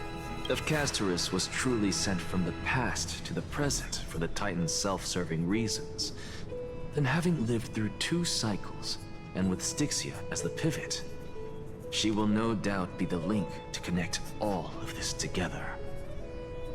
If the Twins of Death can bridge 2 cycles to reunite at the shores of the Sea of Souls, then my hypothesis will no longer be just a hypothesis.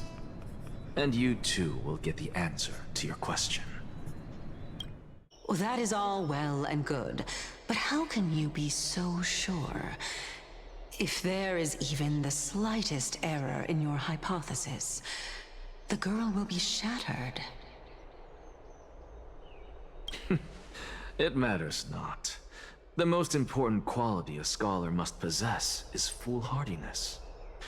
If you are overly cautious, then you'll never have the gumption to make the first step, and change will never come.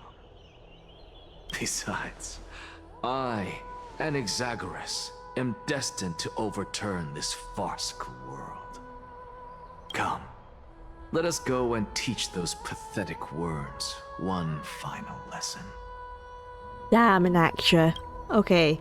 You didn't have to call them pathetic and worms, but okay. Ooh, dream bubble and slumber. What is that? Oh yeah, that's that. Okay, cool. I can wish for an extra, even though he just called everyone a pathetic worm. I did not get him. I did not even get a 4-star, but this is okay.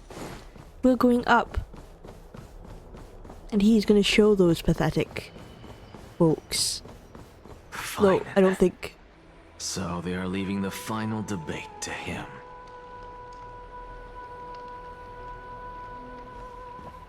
I believe Phynon can win. Let those Chrysos heirs who started this terrible war hear you.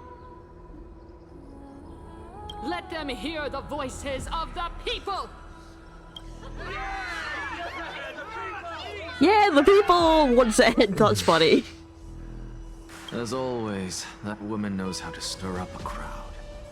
Professor Anaxa, I thought you'd pass on this. Everyone must cast their vote, or this assembly would serve no purpose. Prof, do you truly think it's wise to entrust the fate of the world to an assembly like this? Yeah, that is kind of crazy to do. Like, you're just gonna let other people decide the fate of the world. What do you want for the fate, Akuma has stood strong under this system for 1,000 years. It stands to reason that there is purpose in its existence. But that is not what you're asking, is it? What you really want to know is Aglaya making the right decision in entrusting the fate of the world to you? Ooh. Nothing ever escapes you. Oh. I didn't spend all those years teaching you for nothing. Most people only take 4 years to graduate, if I recall. How long did it take Fion to graduate? To tell the truth, I feel like I'm on my way to an execution chamber instead of a podium. So, do you have an answer to that question? No, I don't. I thought so. Because that question is not yours to ask in the first place. Oh. Is Aglaya entrusting the world to you the right decision? Don't make me laugh. That is a question that woman must answer herself. Why are you fretting about this on her behalf? Or have you been seeing yourself as her pawn all this time? Don't attack Fion like that. Listen up. I'll say this only once. Flip your perspective around and ask yourself this instead. What should I do to ensure that the world doesn't stray from the correct path? That is what you should be thinking about. You still have time, so give it some thought. Oh, and don't bother telling me the answer. Tell it to those begging for salvation from the gods. Got it. Thank you, Professor Anaxa. That's Anaxagoras to you. He really hates being called an actor. Who will you be voting for? Himself. What does he think? Is he gonna side with the Chryso heirs, or is he gonna be with the Council of Elders? That'll depend on how well you perform. May Circe safeguard your thoughts. Damn, okay. Oh, I'm supposed to talk to this guy. Hello, military runner. Who's not voiced? Lord Anaxa, you're finally here. The last speaker for the assembly will be taking station. The resolution will be passed after that. Lady Kindness has reserved a special seat for you. Shall I show you to it? Lead the way. Alright, this way, please. I actually don't necessarily mind things remaining the way they are. Really hate to say it. Oh, she doesn't mind the way. I like hearing like that one thought. All of them are just like whispers. Elders and citizens, silence, if you please. As the Silence in the court, please. Even though this is not really a court. Is it a court? It's like a court, because they're deciding the fate of the world right now. And so there's two defendants, so it's kind of like court. Finin of Ides Elysiae, virtuous citizen of Akuma, and the last speaker of the assembly. Much obliged, Lord Lycus. I remember him. He's the penniless lad working for Aglaya. Oh damn! You didn't have to call him out for being broke. Where's Lady Goldweaver? Why is she sending this guy to give the last speech? Is this really the end of the Flame Chase journey? No, the Flame Chase journey is going to continue. Can this dude really face down Kindness? Why are they all judging Fion? Fion, don't listen to them. I don't necessarily mind things remaining the way they are. We already had that. We already know you don't mind. By Kefali above, dear citizens of Akima, as you look upon me, so too do I see you. I see your fear and misgivings, your apprehension about the discord between the Chrysos heirs and the Council of Elders, and your uneasiness about the future of the Holy City. Yet, before you contemplate something as grand as the fate of the world, I ask that you look closer. Look beyond the horizon illuminated by Kefali, at the crisis threatening to overwhelm us. What? Hydes Elysii, my beloved hometown, is a village forgotten by time. It is a place with the most invigorating breeze and wheat fields that spread all the way to the sea. He's talking about his old hometown. That's sweet. A lifetime of peace and quiet with my friends and family. But the Black Tide came and destroyed them. I wonder if he's going to use his hometown as a point to why things should change to the Era Nova. How I wish I could invite all of you to that paradise, far from the noise and chatter of the world. Alas, I can't, because she and all that she nurtured, all that I loved, they have long been devoured by the Black Tide. My beloved home is no more.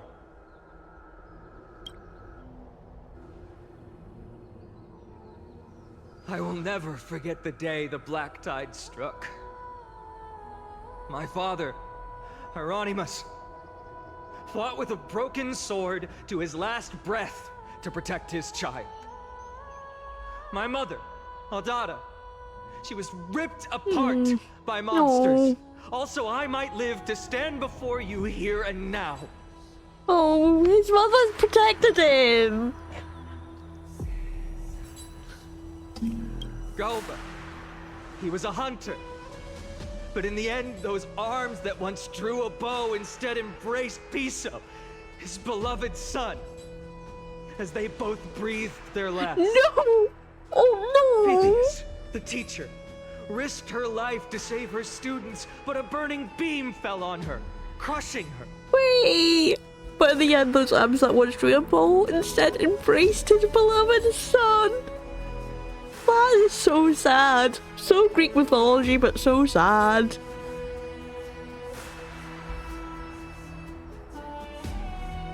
I like how all of them protected someone else. And what of Livia, her daughter? Did she make it out alive? No, she didn't. Livia, Piso, and so many other children. My childhood friends. They were all swallowed by the Black Tide and turned into monsters. They kept saying the same thing over and over. Even up until the final moment, I finally steeled my heart and granted them eternal peace with my sword. Oh, Phaidon! He had to kill his own friends? Why, Phaidon? Aren't we the best of friends? Oh! The little hiccup in his voice when he said that. That is the Black Tide. A looming threat that can bring Akima to its knees any time.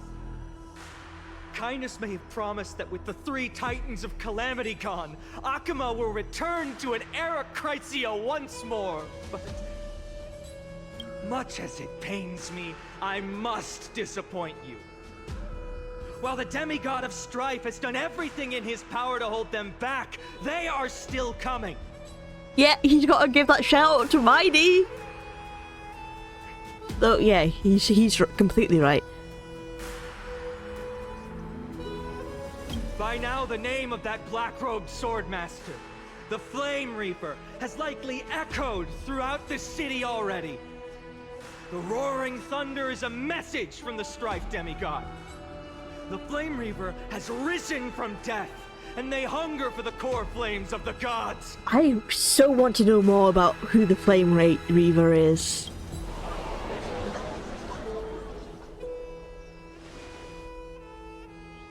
Lies! If such a powerful enemy is indeed approaching, why is Akama still a picture of peace? Exactly! The city of Akama shows no signs of pandemonium or chaos. And why is that? I beg you, spare a moment to think about this. Are we able to stand here and hold this assembly in peace today because the danger has passed? No! It's because the Christ who is not protecting you! No! This peace we enjoy is no gift of fate. We are able to stand here today only because the Chrysos heirs have stepped up and shielded Akama from calamity.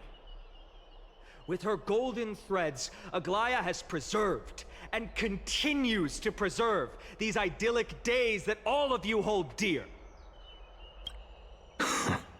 Oh. The Council of Elders. I didn't realize claims Finan that was Aglaya such a will good speaker, though. forsake the people because her divinity is eroding her body and soul. But ask yourselves this. Rather than offering her aid and support, why do they choose to watch and push Akama away from the Flame Chase journey? The answer that no one can bring themselves to speak of. A truth stained in blood and buried in greed, fear, and vanity. Allow me to lay it bare before you. It is because the Council of Elders, which bears Akima's history and honor, along with this citizens' assembly we once took so much pride in, are now infested with vermin. Oh, I didn't realize he was going to attack the council like that. With vermin? How dare he say that? See, look how angry they are. You insolent whelp! How dare you! It is true. Some of them are cheering, though. Has reached her limit. Why? Because she has been working tirelessly to weave the defenses of our holy city against the encroaching evil. All while these vermin are making up baseless accusations about her and scheming in the shadows. Not once has she ever failed Akama.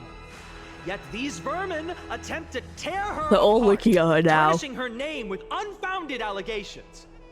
She may have been blessed by divinity, but hasn't her heart always stayed true to humanity? They attempt to mislead you and reduce this assembly to a crude standoff between gods and humans, but citizens of Akama. Once more, I implore you to open your eyes and look at those around you. Examine them closely. Beneath all that finery, do you see the good heart of a human or the poisonous glands of a pest? Ooh. Make your judgment, then turn your gaze to the demigods, whom so many of you regard as cold and merciless. Do you not see the light of humanity in them? And those who wear the mask of humanity, yet utter only hurtful, slanderous words. Can you not see that their souls have been corrupted by power? He's good. Honestly, yeah, he's good. He's completely right as well. Like, just because divinity is a part of Aglaya doesn't mean she's a cold person because she lives on another plane than us. Like, people think gods are almighty, but they're just humans with extra steps. They can be nice and stuff. And as he said, kindness is a vermin indeed. A right vermin. Yet, no matter what your answer is, and no matter who your vote goes to, rest assured that you have nothing to fear. For Aglaya, Tribios, and I, will remain your faithful guardians and pledge our lives to upholding your decision. And this vow will stay true until the end of our days, where it will be passed on to future flame chasers.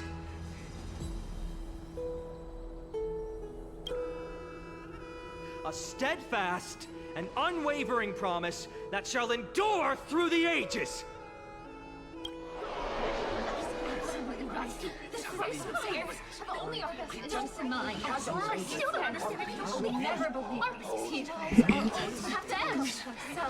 I'm trying to hear what they're saying, but there's too many speaking at once. I'm guessing they agree. I'm hoping they agree. In an uproar, representatives, leaders from different cities in Arkema throw pieces of pottery in the Dolium. Oh, how dare they throw stuff! At the present time, on the scales of Talentum, those who call for the continuation of the Flame Chase journey, and those who demand its suspension. Each faction holds an equal share of votes, resulting in a perfect balance. Oh, it's half and half. Uh-oh. Who are we sending up there to decide the final vote? As expected. This is the moment when the Flame Chase journey is the closest to its end. And now, it's your turn to vote, Lord. Oh, damn! And Zagreus is the one who's to vote next. Is there anyone else who hasn't voted? No, you're the last. Cast your vote with care. Why are they making him vote last? This impasse. Shouldn't they all like vote, like put the votes in a pot, all of them at the same time, and then decide that way, so that you don't have to blame it all on one person's vote. Like, no matter what Zagreus says, people are still gonna like blame him for whatever outcome they come out. This is like a horrible voting scheme. I have long since made a decision. Very well. May you bring much needed change to this farcical world. Oh, he's placing the last vote. Oh, okay. That cutscene wasn't them throwing. I was reading it too fast. It wasn't them throwing it. Hello, can I talk to you, Finon? No, I can't. Oh, I can talk to Aglaya. Oh, more like Aglaya doesn't want to talk to me. Okay, Aglaya. Talk about a grand entrance. Okay, miss.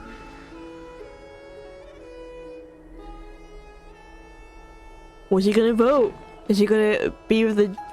You've done well. The Chrysoids, or is he gonna be a Given betrayer? the circumstances, delivering a rousing speech to stir up emotions was a prudent move. Was he gonna choose? Thank you all for your patience. On behalf of the 7 sages of the Grove of Epiphany and the scholars of Amphorius, I, Anaxagoras, am ready to cast my vote. But before that, in the interest of fairness, Lady Goldweaver, I pose a question to you before all who are gathered here. Will you, as Finon has promised, stand by the decision made in the Assembly, regardless of outcome? Good question. In the interest of fairness, I make no promises, lest it should influence your decision. Very well. I thank you for your honesty.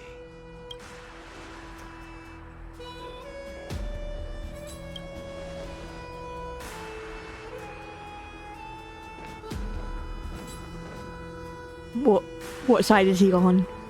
Is he gonna do a secret third answer? What's he doing? What is he doing? Stakes are high. Let's be patient. Cut the act! Who do you think you are wasting our time like this? Oh, he is arrogant.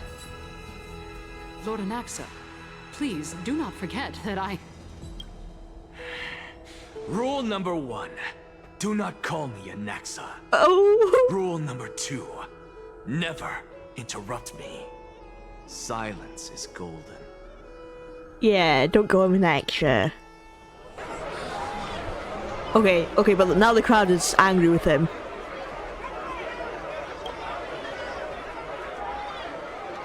Just vote already. What are you waiting for?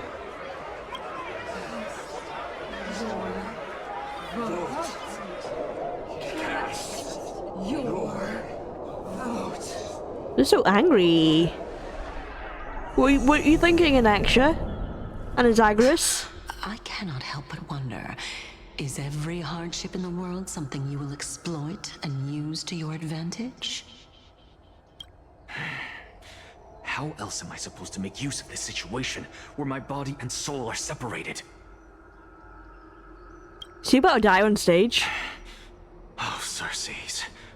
Or should I say Calypso? So you about to die on stage? Journey. Is that why you taking so long? Let us journey to the Netherrealm and see how she will substantiate the answer to your question and validate my decision. We need only to follow the sound of the tides. Huh? He's back in the Netherrealm! You are... Well done, child. Oh. Just as I foresaw. foresaw. His teacher. You have achieved great things. He is so pretty. Teacher. I said it before and I will say it again. What a twist of fate. A blasphemer raised in the doctrines of the Venerationists. It's like a foal kicking its mother in the belly after taking all her milk. I respect you immensely, sir. But you cherish the truth even more. So, child, do not be troubled by the criticisms I have borne. Do not let those voices hinder you as you forge ahead. As the sage of the Venerationists, I am duty-bound to oppose you. But, as your friend and mentor, Anaxagoras, I say, go forth, for the truth is already in your hands.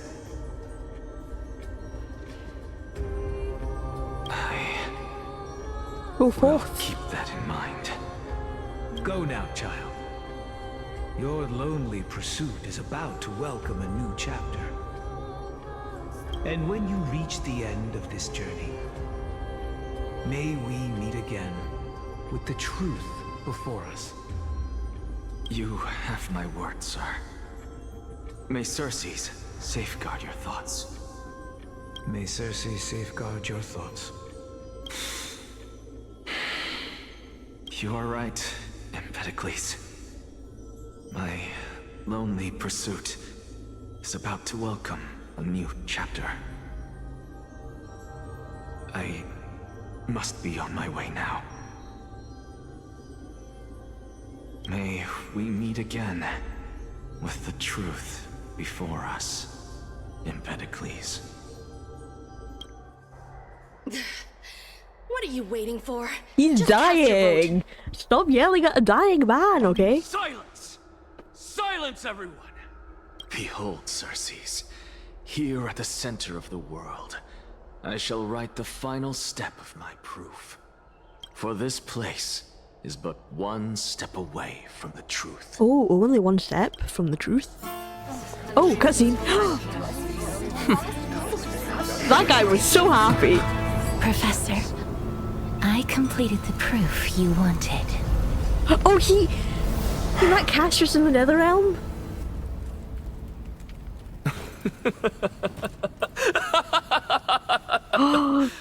Thank you, Castorus. Oh, they were working together.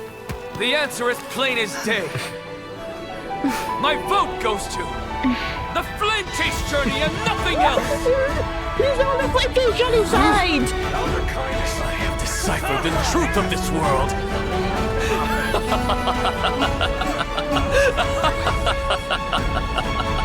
Good for him! With the balance shattered, the result is clear. By carefully and Lenten above, as the Theoros I have observed. No! Lygus, you can't! Oh, Nexa, what have you That's done? how it is. Have you lost your mind? I hope you are prepared for the harsh punishment awaiting you. Mark my words, I will make sure that clever head of yours never forgets the price of betrayal. Well, he's about to die anyway, so... Have you forgotten? I told you that happens to be one of my rare talents. You put on such a grand performance, just to aid their preposterous flame chase journey. Performance? No, you are quite mistaken. I may be paranoid by nature, but I've always been known for my honesty. If you really understood me, Lady Kindness, you'd realize that I never had any interest in your pathetic little game of politics. Factions, standpoints, they are jokes in my eyes. I have never once switched sides. Oh, he was always with the flame chase journey. Because I, and I alone, am the truth. Oh no, he was always on his own side. I knew it. He created a third option for himself. Lady Kindness, with all the citizens here as witnesses, we should honor the spirit of democracy and respect the decision of this assembly. I have observed that Akama has chosen her destiny. This citizens' assembly has resolved to continue the flame chase journey. This resolution shall be put up on the wall of heroes, such that all citizens are aware of the city's way forward. You! It seems not everyone is ready for the assembly to end. Very well. Let me entertain you for a little longer. By your leave, Lord Lygus. Interesting. Elders and citizens, your attention, please. Stay for a moment more, if you will. Anaxagoras of the Grove of Epiphany has an announcement for the assembly. Okay, what's he gonna say? What is this performer up to now? What do you think he'll say? Oh, this... I love hearing them chatter. Like, this is what they've decided to put in. It says crowd chatter, but I love how they've actually added what they're saying. Just moments. It's not just mummers. All of you made a decision on the fate of Amphorius.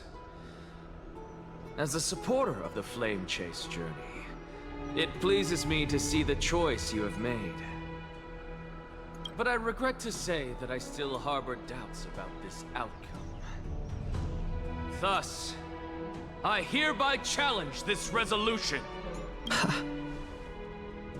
Tell me, who among you dare swear to Kefali's name that Era Nova will truly welcome the fairy tale ending that the Chrysos heirs have promised?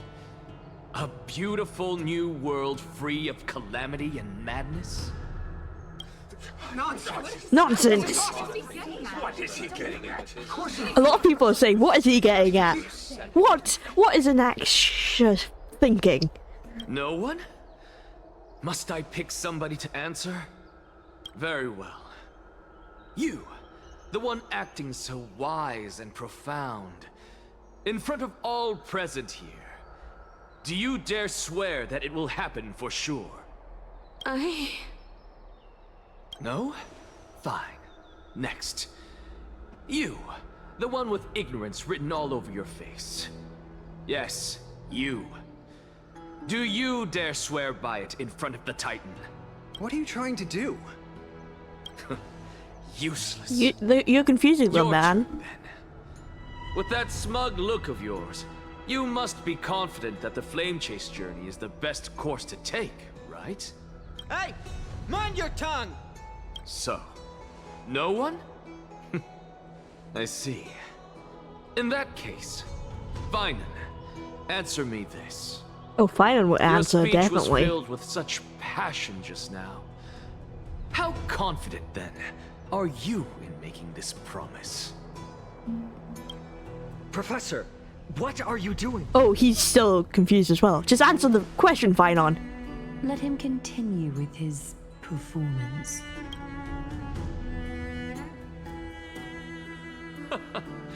Will you look at that? Even Finan and Aglaya lack the courage to make such a promise. Or you're just confusing everyone. Is that no one but I can promise you this new world. And yet, the Assembly passed the resolution anyway. But you needn't worry, because He's angry with people again. I trust you good for nothings. That is precisely why I am here today. To give you one final lecture.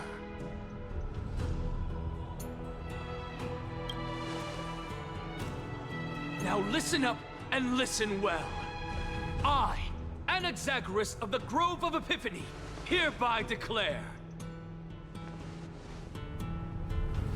everything that the Flame Chase journey promises is true. Finan of Ides Elysiae, the prophesied demigod who shall succeed Kefali, will reforge each and every one of us in the new world with his complete, intact memories. They've not stated that Finan was going to succeed Kefali, but I knew he was going to do it. It just seems like such a Finan titan for him to have. What? See, even Finan's confused. The core flame-bearing titans were the Chrysos heirs of yesterday. And the Chrysos heirs who carry the core flames today will become the titans of tomorrow. Huh? All of that our is news souls for shall endure everyone. For eternity in the miracle of the World Bearer. And all under Kefali's protection shall step into that new world. Under Finan's protection. This is pure blasphemy! Why would he say that? What? Are you saying that we must bow down to you and worship you even in our next lives? Enough, you blasphemous imbecile! He's not How dare you lying. try to deceive us with all these lies and falsehoods. How can you prove? I told you, don't interrupt me. But since you've asked, I shall be kind and indulge you. My statements are based on my experiments on the divine body of Kefali themselves. You heard me correctly, everyone.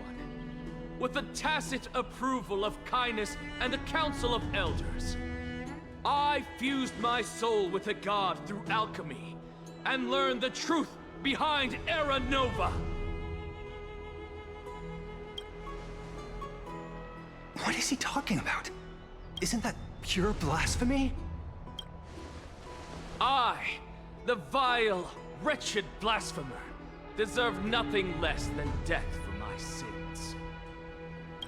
And the Council of Elders, which granted me consent and aided in committing this atrocity, should face punishment alongside me. Oh. By the gods, even Kindness has betrayed Akuma. Oh, they're all turning on Kindness now.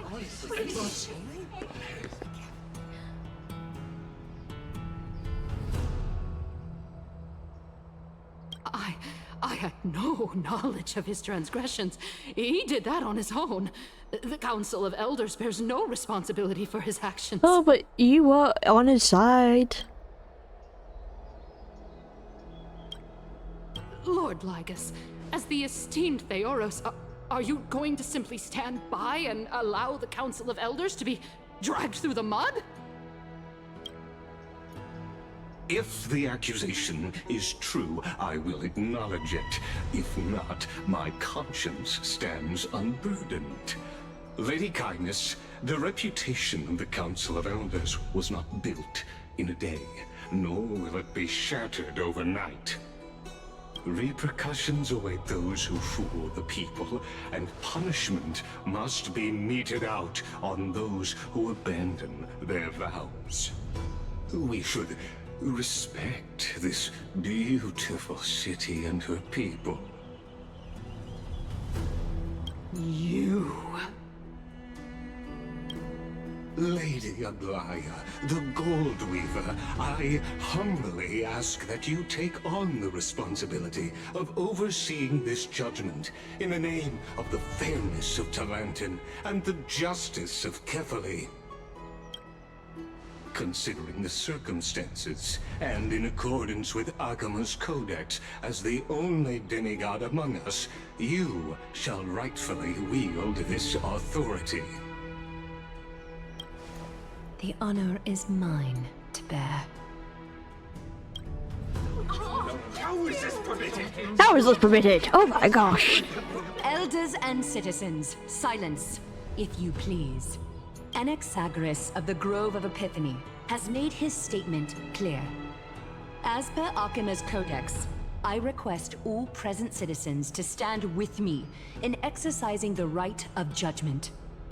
First, Elder Kindness of Akima and Ligus the Theoros stand accused of neglecting their duties and abusing the law, leading to the egregious blasphemy against a god.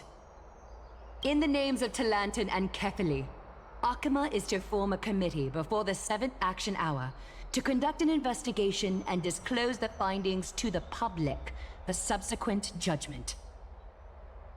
Yes! That's what we deserve! Agreed! Curse you! Now, concerning Anaxagoras of the Grove of Epiphany, he has confessed to grave blasphemy against Kefali. In the names of Talantin and Kefali, the accused must be allowed to hear the people's voice prior to the execution, for a chance at a reduced sentence and possible pardon. See, Anaxagoras being, like, executed whilst he's a chrysaor doesn't make sense. Like, I don't know how his chryso flame is going to be used and he become the demigod of reason if his heart is the chryso flame. Because removing the flame means the death of him anyway. So that's... Do they have to wait again for another demigod of reason? I am curious to know how this works. Will Inaxia really die? Is everyone just gonna die in this world? Are we just gonna have no one at the end of the day? Like, are we gonna leave Enforius and it just be a pile of ash? Oh damn, these citizens are so evil. even if I hated the guy, I wouldn't want him to die. Professor.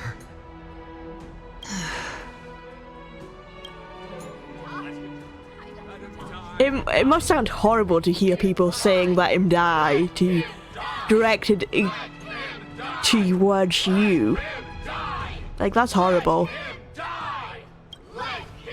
Oh, they're still going! Guys, I think he gets it!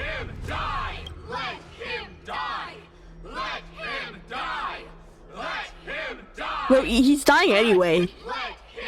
Oh, they're still going. What decision will you make, Lady Goldweaver? Enough with the hesitation, Aglaya. This is not like you. Let him die! Let him die! Then, in light of the people's voice, Anaxagoras. Wait, that's not right. Anaxagoras shall die for the people. O Talantin on high, Lord may you bring Titan. death upon him.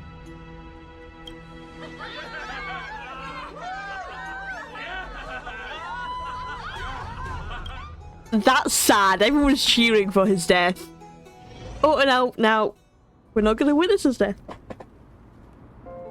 Oh no, we're in the Netherrealm. We made it to the Netherrealm. A sea of flowers? I did say I wanted to be in the Netherrealm, but does that mean that the Trailblazer is truly dead? What is this place?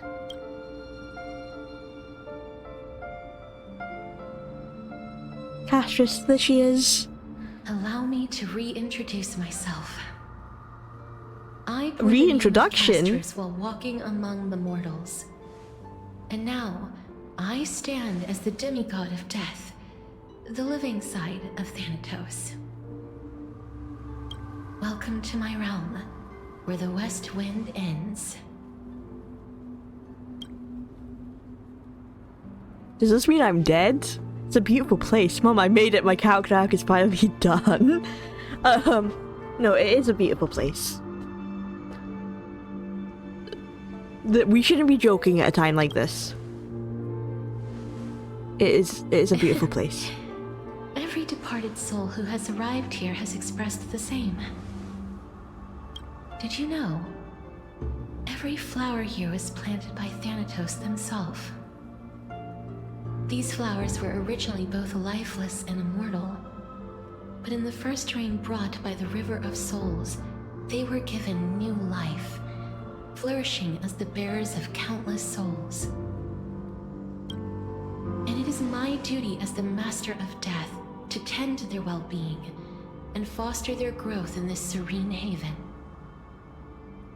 Similar to the structured cycle of life and death in the mortal world, these flowers too shall wither and fade, returning to the earth and then ascending to the sky with mist and tides. Eventually, they will descend to the mortal land as gentle rain. Every soul undergoes the perpetual cycle of reincarnation, albeit in varied forms, until the world meets its end. Yet, sadly, there's no time left for Emporius to wait for when the flowers bloom again. Now, death is the power at my fingertips. It once led the souls of the deceased here, but I shall open the gate of the Netherworld and return you to the realm of the living. Is that a good thing to do? Because remember the last time someone did that? Am I gonna forget things? In exchange, please, take the core flame of death with you and complete the flame chase journey. Do not let our work thus far be in vain. You have my word. You're not going back? Yeah, but at what cost? That's the question. What's the cost of me going back? You're not going back?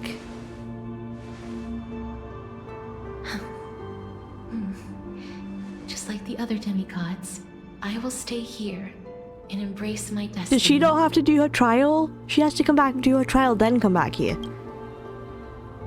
That being said, it is not easy to guide a lost soul. And then back she's to the already mortal done realm. her trial. The whispers of death are sweet and alluring. If your determination wavers, you will succumb and be forever ensnared by the Netherworld's grasp. I just realized I called the core flame Crystal Flame. I knew what I meant. Please consider this a one-time exception. I will do everything in my power for the flame chase journey. And for your life, the only life I can save. I'll do my best. I won't let this sacrifice be in vain. But I don't want this to be the last time I see Castris. Everyone has to do the part in becoming the Titan. March 7th. Keep going, the express is right here with you. I believe in you.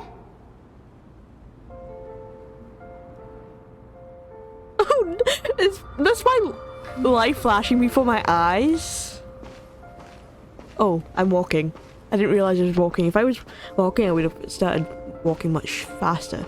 Because that's when we first met Match and Dung Hang. Oh, we go around it. Listen, just keep moving. One day, our paths will cross again. Oh wait! Wait! There's Kafka and the Trailblazer. Oh. Listen, your home isn't there. Oh. Wait!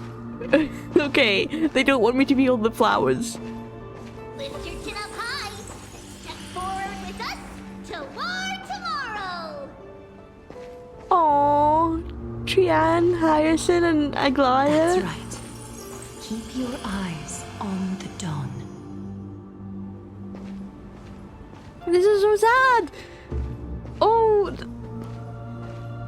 I was a walking memory. Show me your courage. There's Mighty.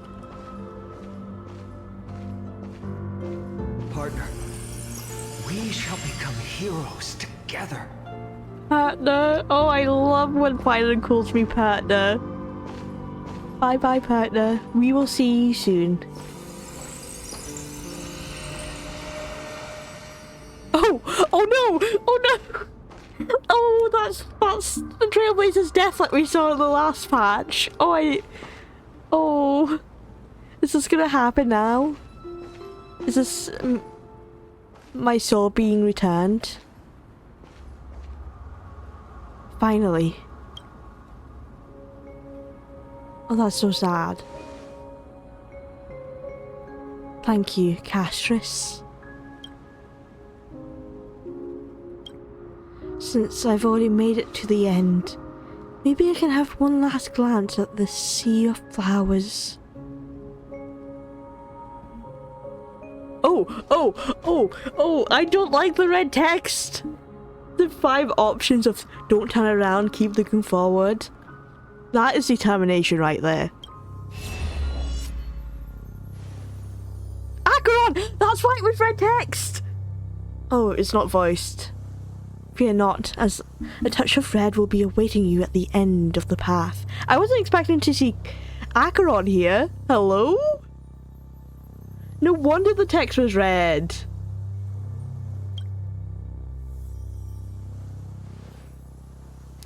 It'll guide you and illuminate the way out. By doing so, you'll eventually reunite in the warmth of the sunlight. That is... okay, that is actually kind of cool that Acheron's here, because Acheron's name is named after like the Acheron River, which is also the river of souls in the Greek mythology. Is it the River Souls? Hang on. It's one of the rivers in the underworld.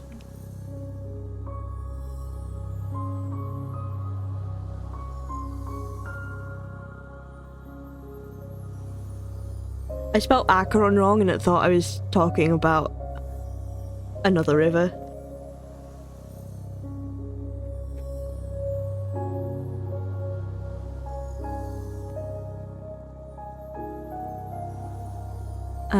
Now it's just showing me the actual Acheron River, not the one from Greek mythology, but River of Pain. And it's one of the 5 rivers of the Greek underworld. Serves as a significant barrier between the world of the living and the realm of the dead, guiding souls to the afterlife.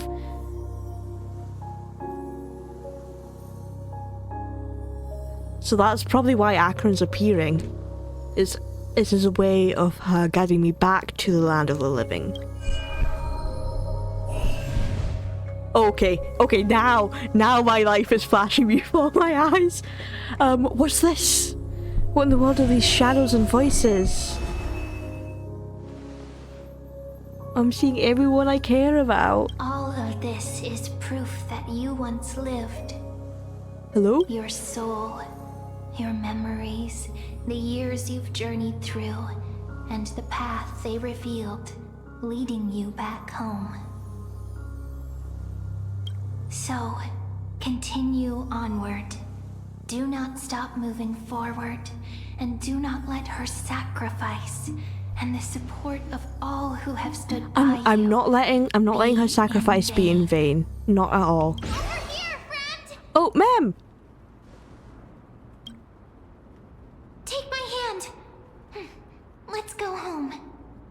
We're living. We're going back to the living. Goodbye, Netherrealm. Hello again, Mortal Realm. Oh, Castris. I can't believe we're saying goodbye to Castris, though. Let the trailblazing continue.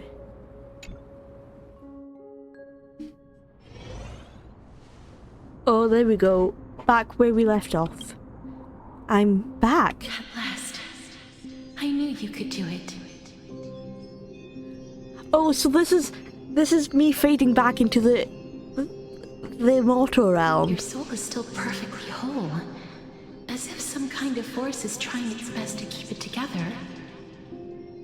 Oh, the echoing in her voice. Or Nyx's final blessing. Or is it a miracle of your own? It's truly incredible. Such a strange surge of familiarity. So hard to describe. Perhaps it is fate, once again fulfilling its own design. Or perhaps it is the laws from beyond the sky, so familiar to you, that intertwined our fates long ago. It seems that this is the riddle which cannot be solved anytime soon. The sensation of becoming a demigod is truly wondrous. It's as if the river of souls is winding its way through the depths of my spirit, transforming with each breath into a fine rain that nourishes the world. Do you recall that prophecy? At the end of the sea of flowers, the souls of the living shall warm thy fingertips, and after an embrace, there shall be eternal separation. Oh no, eternal separation? So we will generally never see Castris again? I hope that not to be true. I promised you that I would do everything in my power to give it another meaning. Now, as I stand as a demigod, and destiny draws to a close, I can finally end it in a way that is as beautiful as it deserves. The wish I once sought, but could never grasp is now within reach. In this brand new world, every blooming life will lift its arms in celebration and recount the profound meaning of this very instant. Every touch, every embrace we share will never again be an ice-cold loss. They will radiate with an intense warmth, sowing love far and wide throughout the land. Aww. Oh. The other shore is very cold. Oh, Pollux! Castris! We're seeing each other again! May I borrow your warmth? One last time.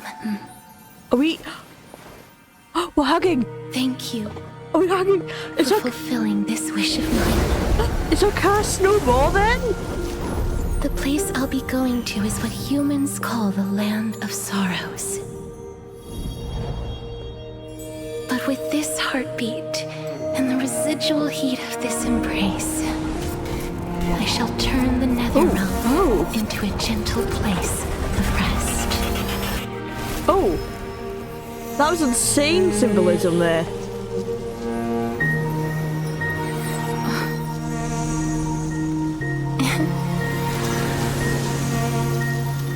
This embrace may be brief, but it's the proof that I once lived. Oh. Farewell, then. May we Cast is no more. We will reunite. I swear it. I hope the new life is good. And that everything's grand nice. and absurd performance was what you've been seeking your whole life? I gave up everything in search of truth. And it culminated in this very moment. You, on the other hand, performed as I expected.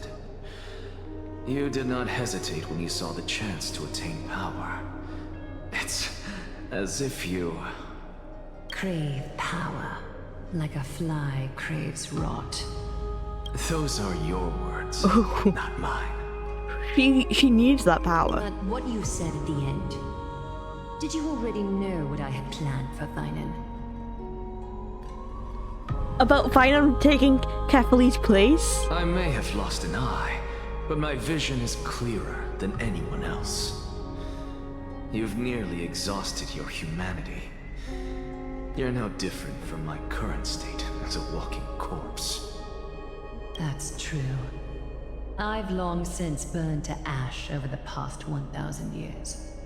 Only he is capable of unleashing a raging fire that rivals our final great enemy, Aquila.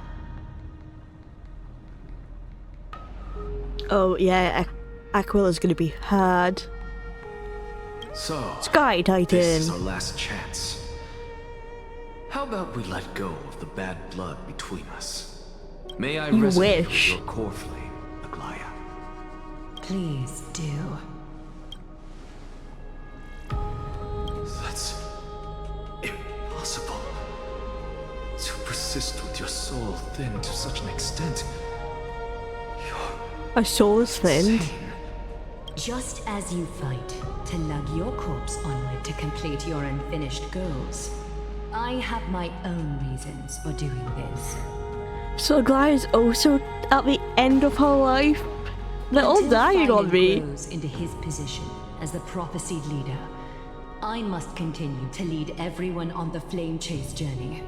I must keep inching forward, even if only as an empty shell.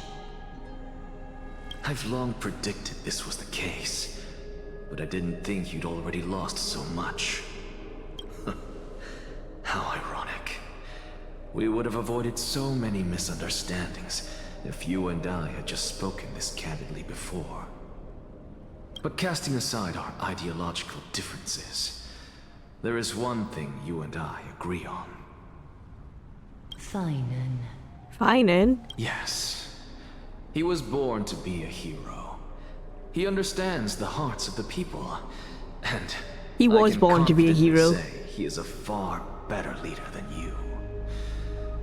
Only he is capable of fulfilling your mission. Can't wait to see Thainan take full control of the Chrysalis and be carefully. Sadly, he is a man cursed by Nestia. What do you mean he's cursed by Nestia? By my estimates, his horribly elaborate sense of style should not impede okay. Aranova. For his style. I see. I was gonna say, is he cursed not to love?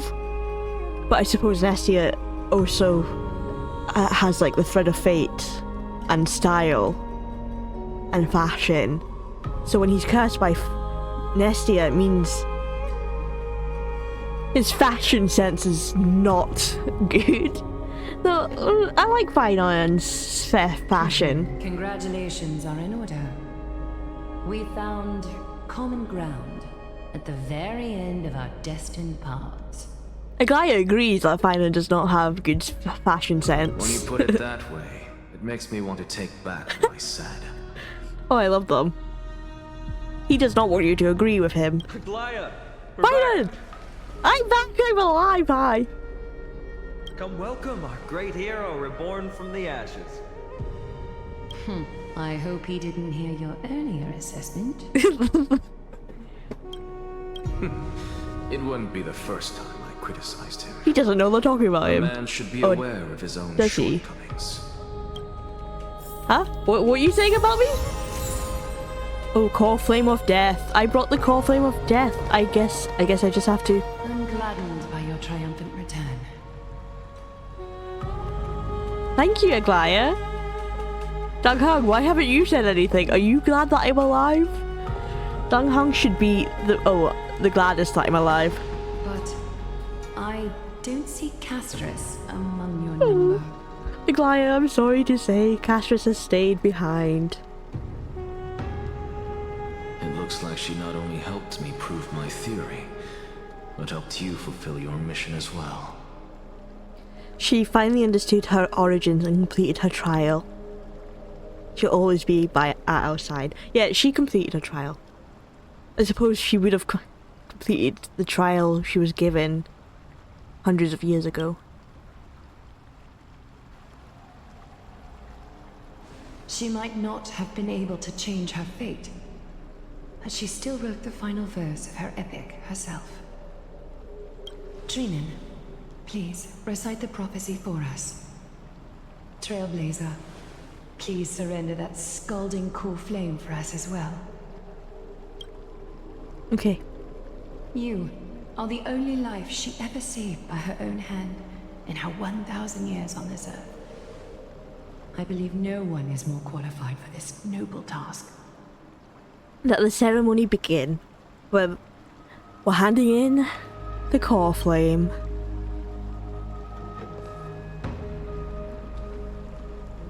We just have to plop it in. Oh gods who have returned, and gods Oh yeah, we who have are to still watching. repeat this. Today, we bring you a soul laid bare. The Hand of Shadow, Thanatos, remembered their name from the past. From daylight they came, and to their fragrant dwelling they return. To walk now among your ranks. I guess that does kind of look like a hand. And there was one who joined hands with the Titan. A traveler risen from the dead, and reborn among mortal kind. She is the everlasting night, and shall now proclaim in her good name. O Majesty of the 12 Titans, pillars of the world, we seek your divinity to mend the rifts of the world. Fill our bodies with blood of gold, till we wither in willing service to the prophecy.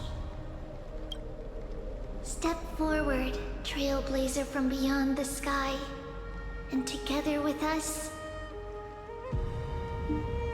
surrender the core flame and carve their star into the sky. Okay, stepping forward. Surrender the core flame. Goodbye, Castrus. It's not goodbye. I'm not saying that.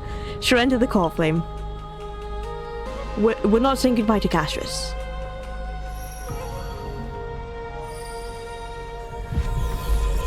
Ooh. And then a plop. It's gonna fall. There we go. Oh, it glowed. It glowed a beautiful gold.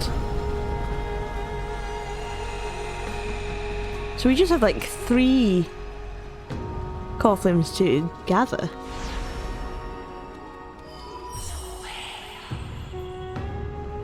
The constellation for death. For life and death, to be more precise.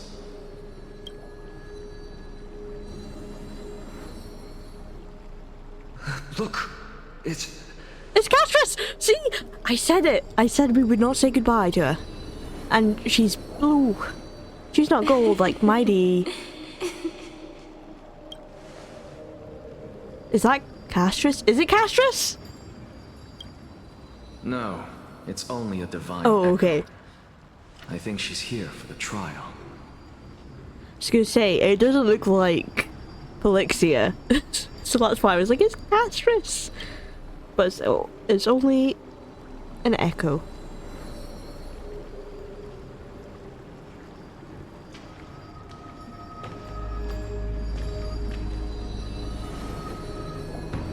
Huh? Hi, Castrus.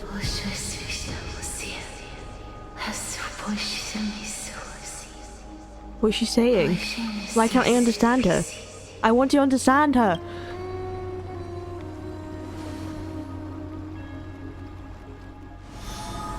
Oh!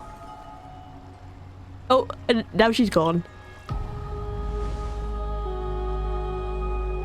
What did she say? I don't know. That's the language of the Titans. Did she officially become the Titan of Death then? Casterus. No.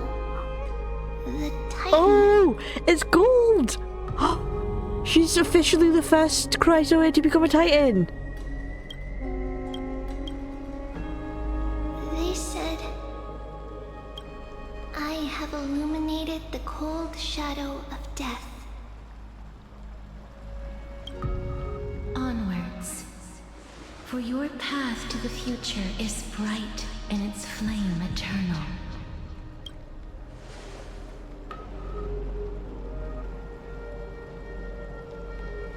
So I wonder if they all complete their prophecy, they officially become the Titan.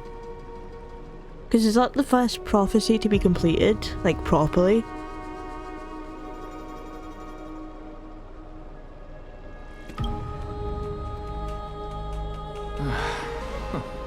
She made quite a scene. I suppose it's my turn now. I won't stop you. Professor, you... What's with that look? You were present. So, let's get this execution over with. We wouldn't want to bring shame to Akima's divine laws or keep me from creating a new world. Are we getting the cough flame out of him? You never change, do you, Professor? I don't understand. If your theory is correct, you'll lose all memories of your past life once you become a Titan. So what's the point of becoming a god? Of course there's a point. Even if I forget who I am, I'll still have my brilliant mind. Oh, and actually, he's correct. It goes without saying, I'll find a way to retrieve memories of my past life.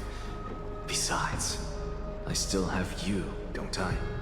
I still don't really understand what you said during the assembly.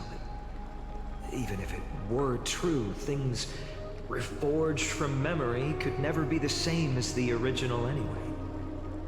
Then allow me to tell you right now that you're wrong. What exactly are we? My answer is that the Chrysos heirs are the future Titans and vice versa. Of course, this answer only applies to us. So, what are we when it comes to regular mortals?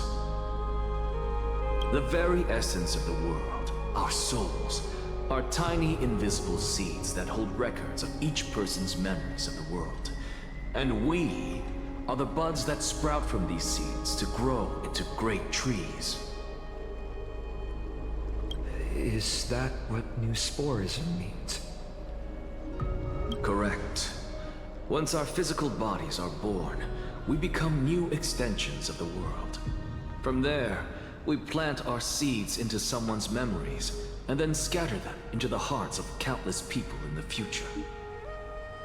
Just as seeds are affected by their environment, so too will our appearances differ across memories. But the partial memories we carry will always be the same, because that is just how the world is. To destroy our very existence, one must destroy the world itself. But we have someone who will still live on with his perfect memory. Biden? That person is you, child of Kefali. Oh. This is what it means to be the world-bearing Titan. So carry Kefali remembers this world and live on. The past then? Don't disappoint those most precious to you. Don't disappoint Lady Goldweaver. And especially, don't bring dishonor to my theory. And yeah, most importantly, don't make me out to be a fool.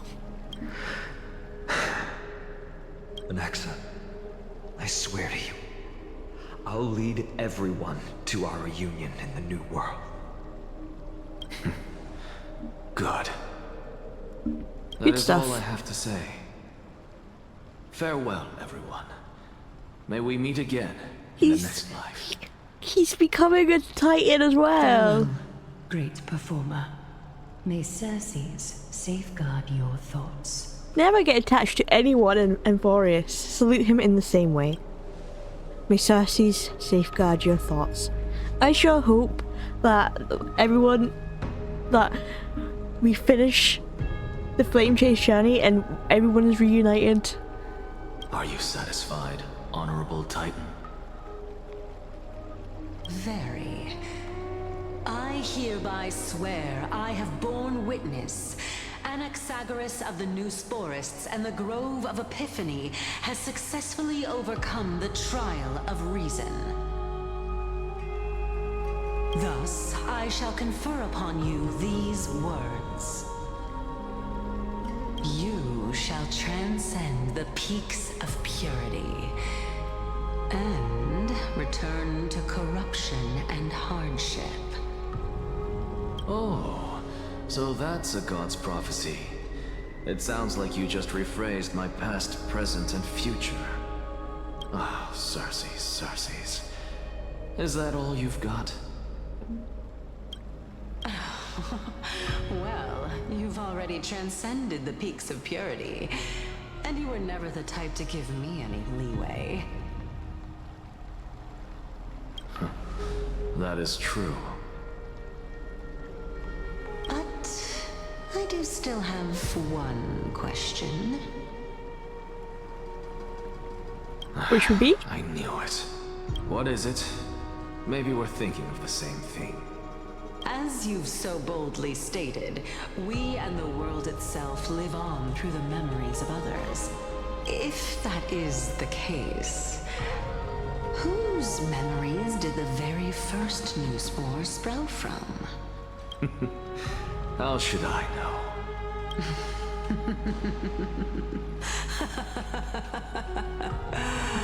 Oh my.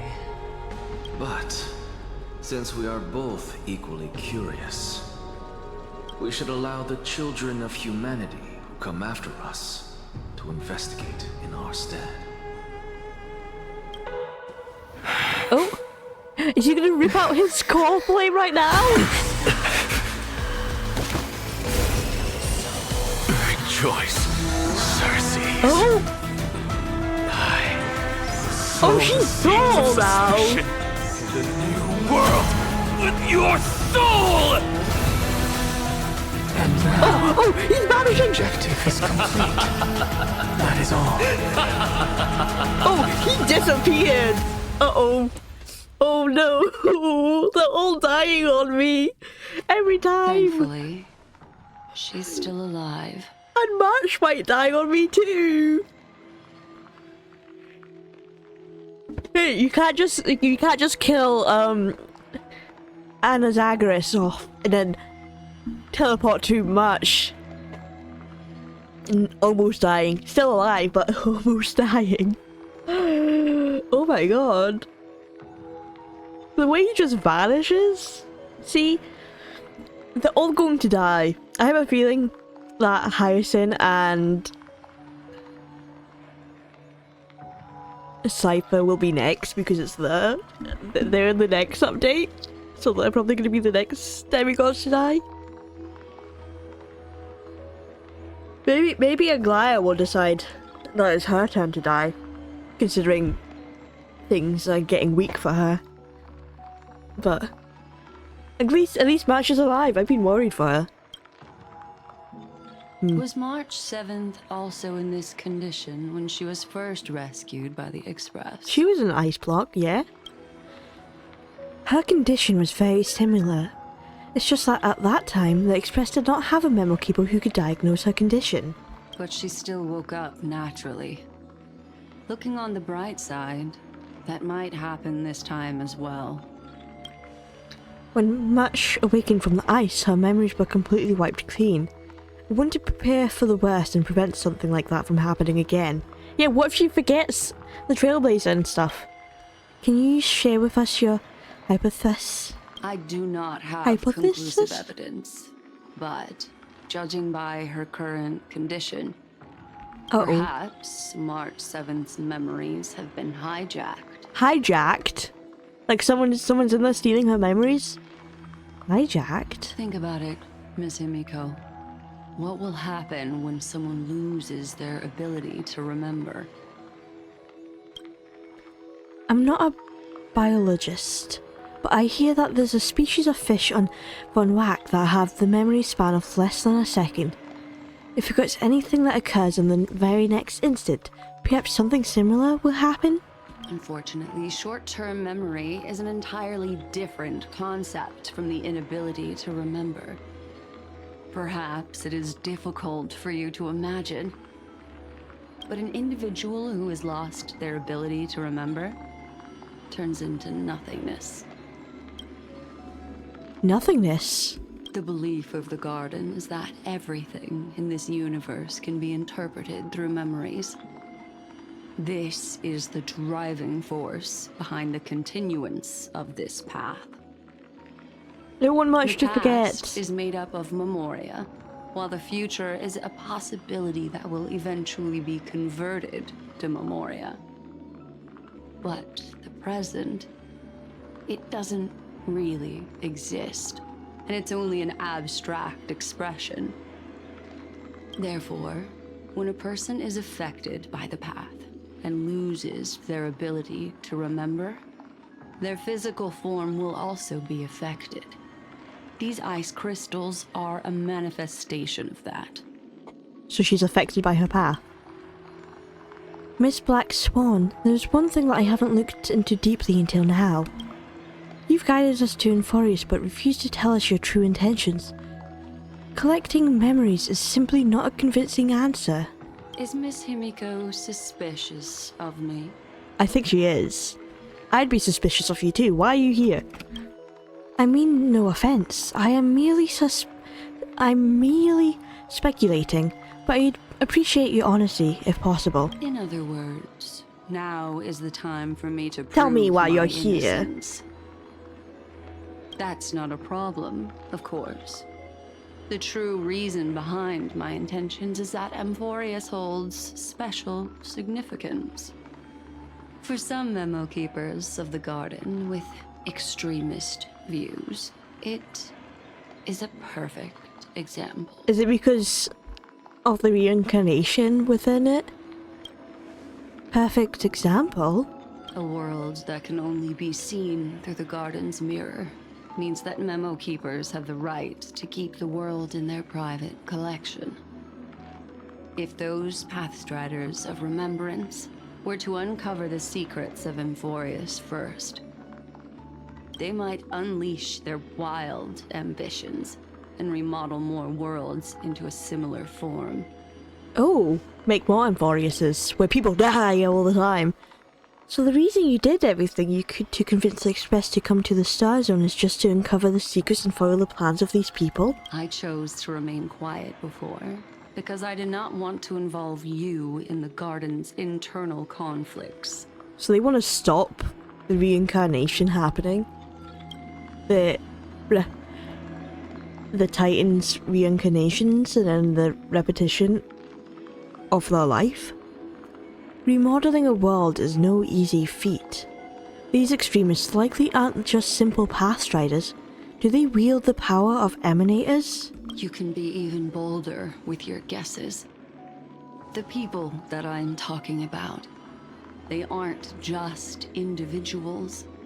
They are an organization that has already attached itself to the pinky finger of Fu Li. New organization? Oh, I can't wait until they're introduced. Could they be the ones who hijacked Match 7's memories? I cannot be certain, but at the very least, they are capable of doing so. I am deeply sorry about what has happened to March 7th, but the deal that I propose still remains a fair one. Enforius is still an excellent destination, and investigating further might allow us to uncover the truth behind the accident. Miss Himiko, the wisest choice right now is for us to continue cooperating. Huh? What's happening? What's wrong? Did she feel something on Enforius? Let me take back a part of what I said just now, Miss Himiko.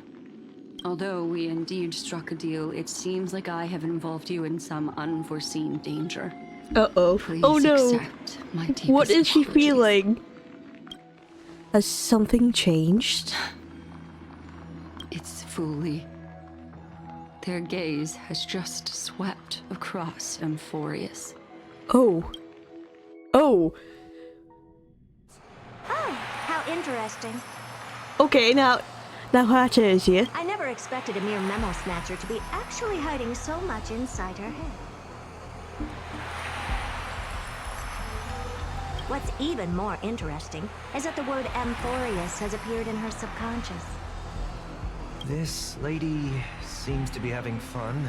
Is she usually like this? It's hard to explain. I like seeing Sunday out and about and meeting people.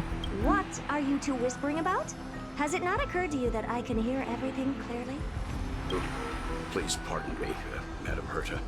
Would you mind sharing with us what you've discovered? The ones who need help are the Astral Express. You will have to put up with my methods, even if they are rather unconventional. Let's get back to the topic. By using the fourth mirror, I rummaged through the brain of this memo snatcher and learned a good deal. Not only does this person know of Amphorius, but there are also many memo keepers who are interested in the place. Many memo keepers. I searched through her consciousness and found the following terms: the Eternal Land, the Rejected Land, and the private collection of the Garden of Recollection. It seems like Miss Black Swan is indeed hiding some things from us. Well, she just told Himiko. Since I'm not able to find any useful clues from the outside, why don't I personally visit this mysterious Amphorius? Oh, only Herta's gonna visit. Planning to head to Amphorius yourself? Yes, but not in the flesh like you all foolishly did. Oh, not in the flesh. Is she gonna send one of her puppets? See these Herta mirrors? With them, I can project my data spirit entity to any corner of the cosmos through spatial warps, without even needing to leave my room. That's smart. If something happens, she could just get out of there. But of course, these corners of the cosmos must be within the coverage zone of inter-astral peace communications. After all, this is collaborative technology. I see.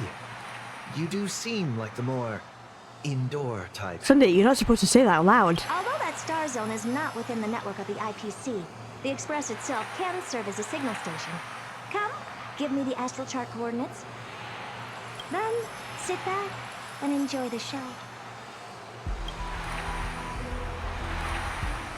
We're gonna meet the Herta. I wonder what she plans to be doing now there. that everything is ready. Mirrors, get to work. Oh, you can... Oh yeah, the Herta was already here. I can also wish for an action now that he's dead. Yeah, no. An out. An action, you won't even come when you're dead? Oh, hi guys. Thank you, Madam Herta. Companions are the lifeblood of the Astral Express. When things are settled, we will repay you for all your help. Well, this young man sure is courteous. Madam, watching you work has been an enlightening experience for me. Sunday's so polite with the madam. An outstanding scholar like you could maintain such a relaxed manner most of the time. Your calm and collected nature is truly a trait that I should learn. This rat. Why does everything that comes out of his mouth sound so snarky? Because it is. But I like when he called you madam. First mirror, input the coordinates. You'll be in charge of the spatial warp. As you command, Madam Herta. The preparations are complete. I wish you a pleasant journey ahead. Good. The second mirror? Second mirror, prepare for the thought refraction. There's still some distance from the Astral Express to the Amphorius celestial body. You're in charge of sending me over. This time, raise the power to the maximum. Don't be stingy. Oh, okay. I won't fail the mission, Madam Herta. Third mirror? You're in charge of generating the data spirit entity. I'm happy to help, Madam Herta.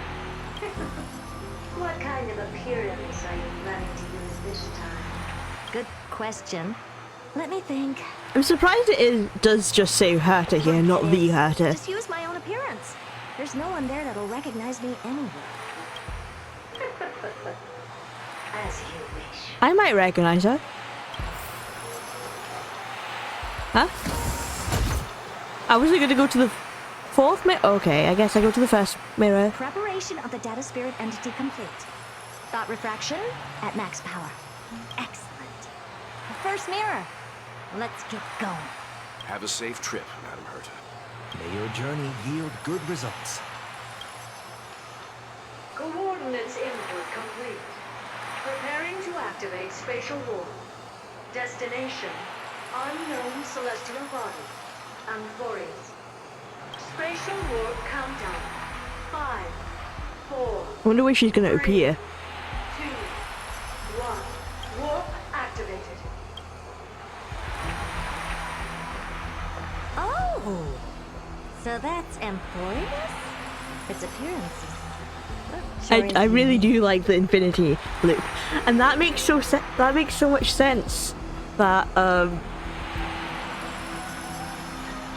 Amphorius has that cyclical time frame, because it's like an infinite loop of just repeating the past and the history. Second mirror.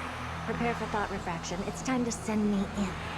Alright, please read the safety protocols carefully. Can't you hurry up? Yes, ma'am.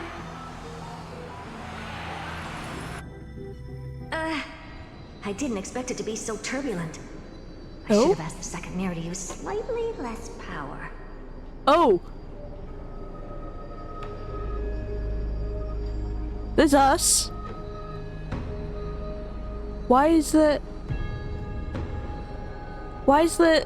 Flame Reaver here? What a magnificent sight! Is this the entrance to Amphorius? Why? It's not. Let's see. Perhaps I'll be able to find a way And in. none of the constellations are marked.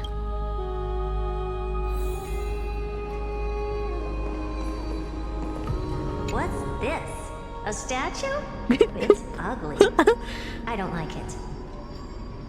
Wow, okay.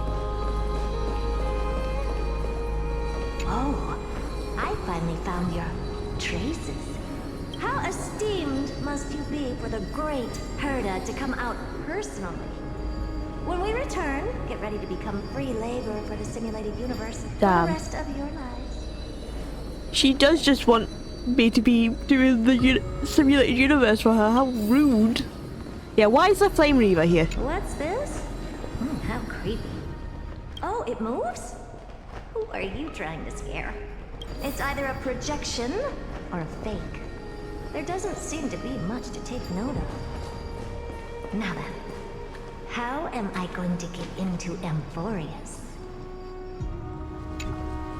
My deepest apologies, esteemed lady. I'm afraid that you cannot proceed. Why is Lygus here?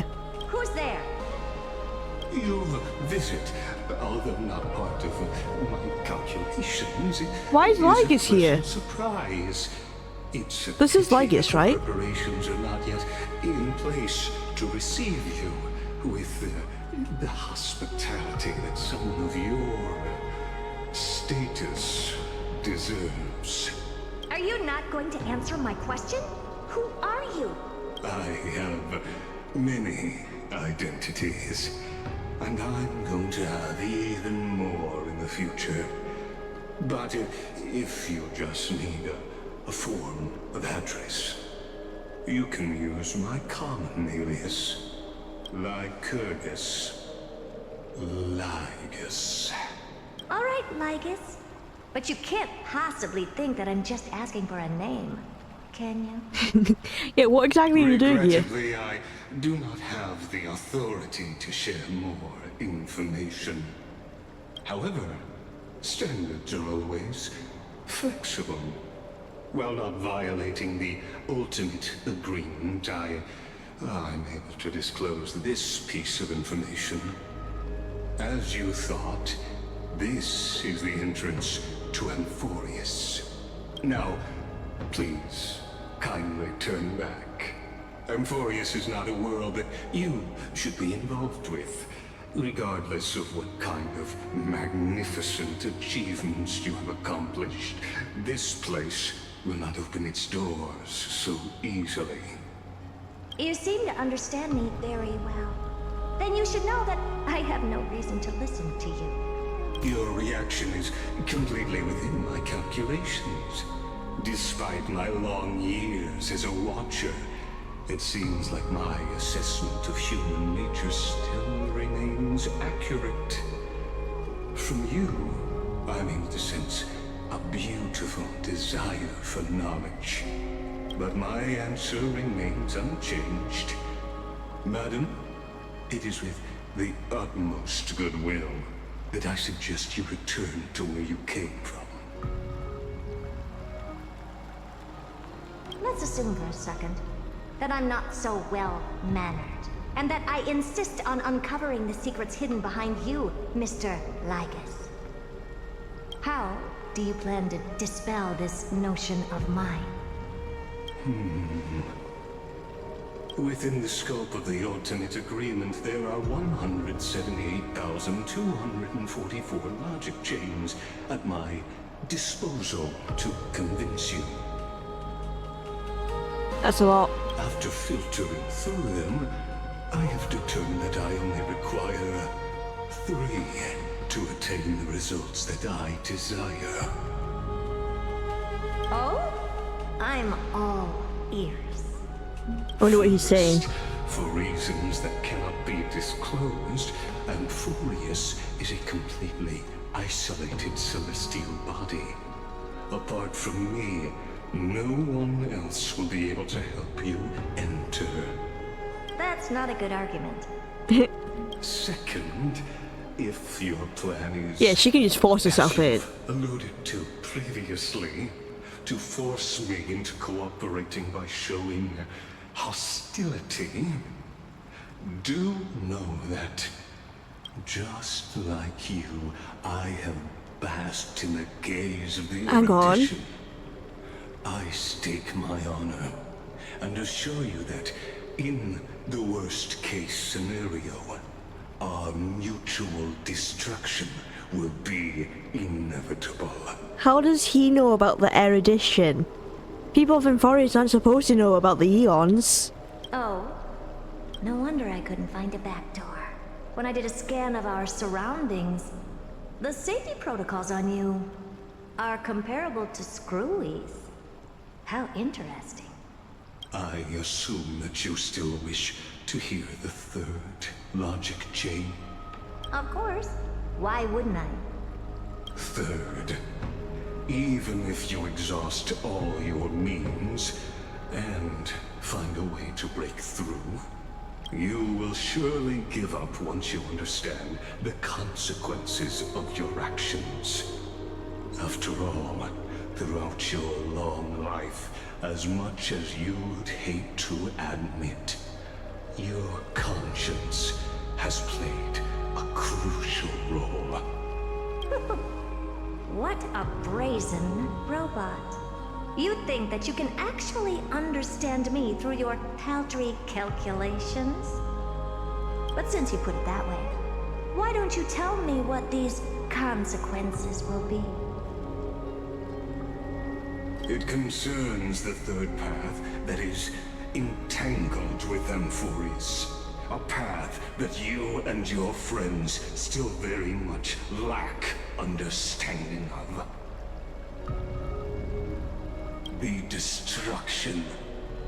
So, if you ignore my warnings and persist in your ways, you will break the shackles of a Lord Ravager.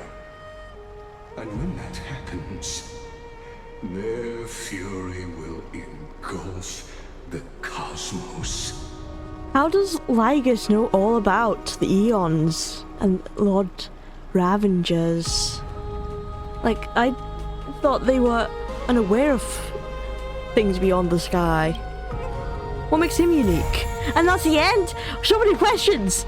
Oh, so why was the Flame Reaver there? Excuse me?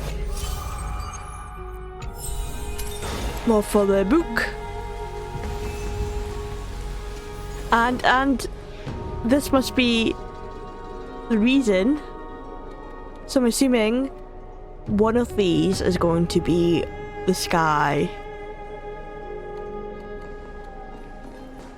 Why is that not golden? That should be golden. That should also be golden. It would be nice if they turned golden. And I'm assuming that's Catherly. Did they ever get Catherly's core flame? I'm unsure. But what we're gonna do, I'm gonna gain my achievements.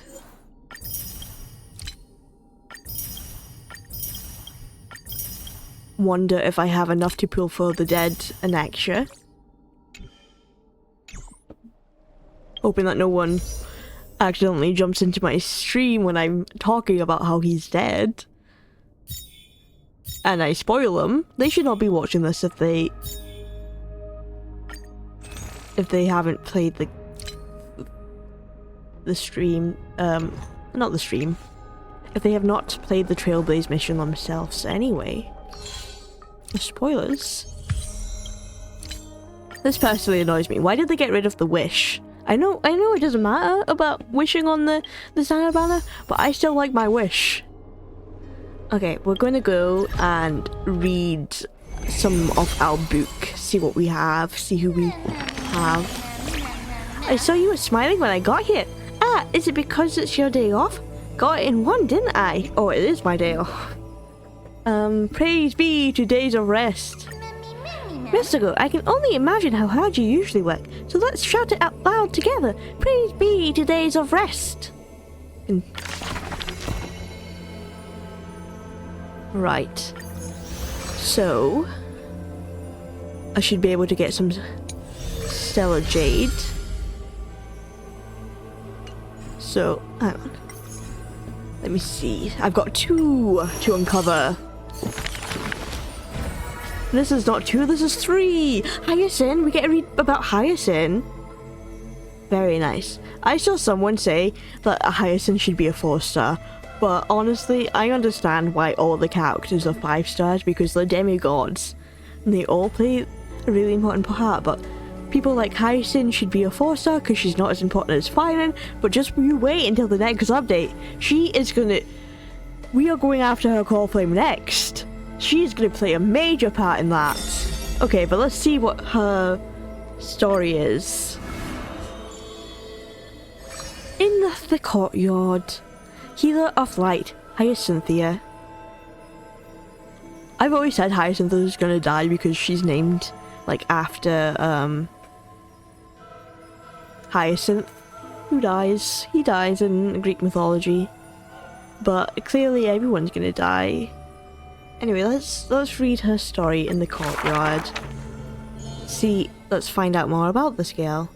On the leaves, the rustling wind plays a melody as the girl looks over the courtyard petite and exhales, gently dispersing the palm hand blessings. The entire yard is lit softly, like a dandelion bathed in the sunlight. Is this courtyard a tad too small? It's okay, Clementine. As long as it provides warmth plenty. Clementine? Where have I heard that name before? The girl makes the courtyard tidy, and in the Evernight land outside the holy city, there is now a light curing souls' maladies.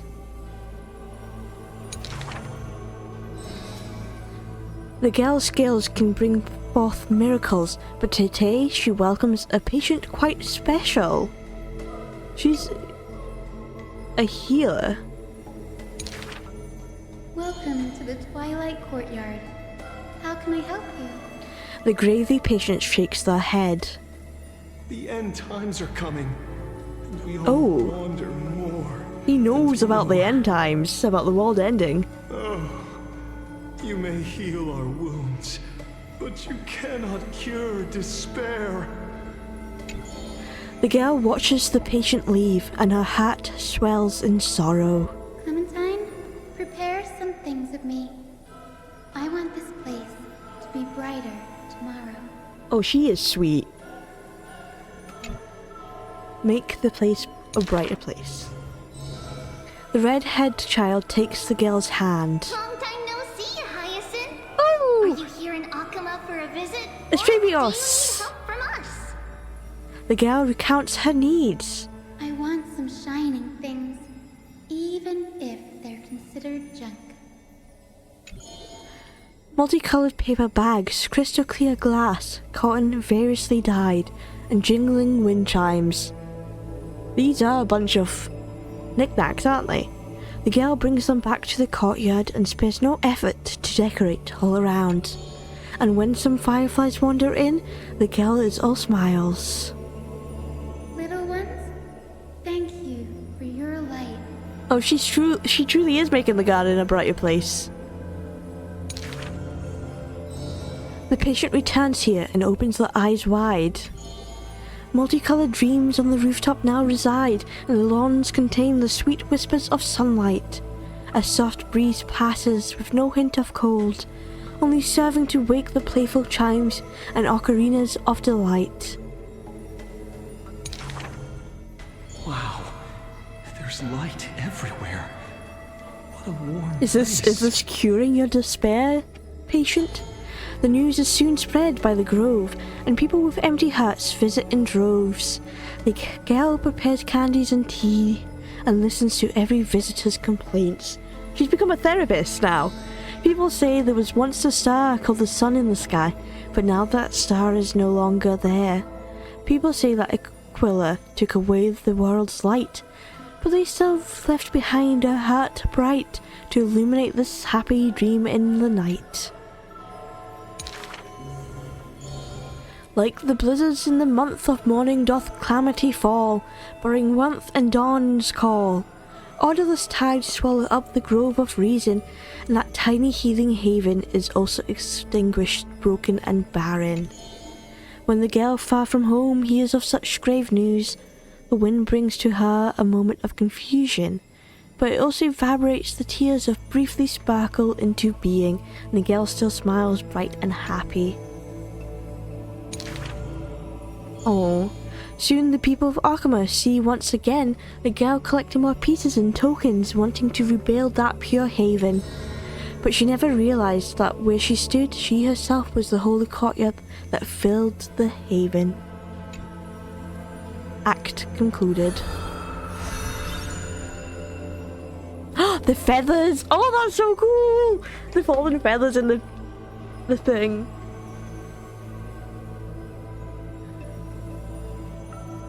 I love Hyacinth. I can't wait to know more about her. She's too sweet. And he is the hanging man himself. It's crazy that he's the hanging man. But it also makes sense. They're all basically the hanging man. If you don't know, in tarot cards, the hanging man means death, basically. Confirm.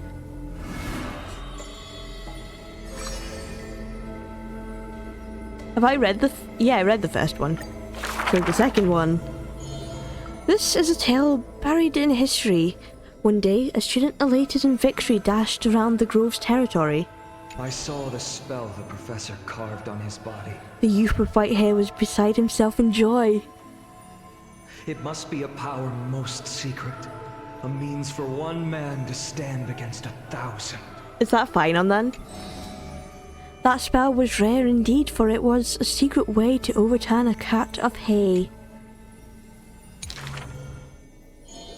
The scholar was still a mortal body, as yet to snatch life from death, or to reforge a new flesh through a god's remedy.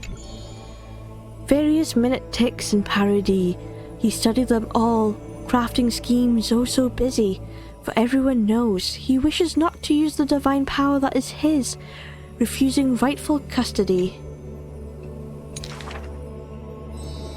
And in that unwitnessed moment of his death, final tragedy, he still held the hay cart spell steady, standing alone facing that evil enemy.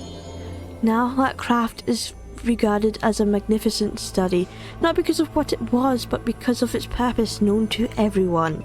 Everybody, not everyone. In fact, he once crafted miracles. forging silent servants using soil as vehicle. Though no sentience, they do their job without obstacles, rivaling Titakin in a spectacle. However, one day he suddenly changes his tune. Creation is the Titan's work, and slavery is the Titan's manacle. When imitating divine evil, there's no need to invest reason, most pinnacle.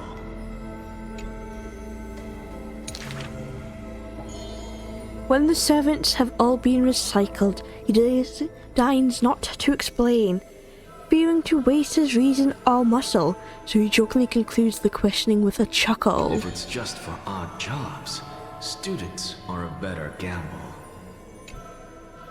Next.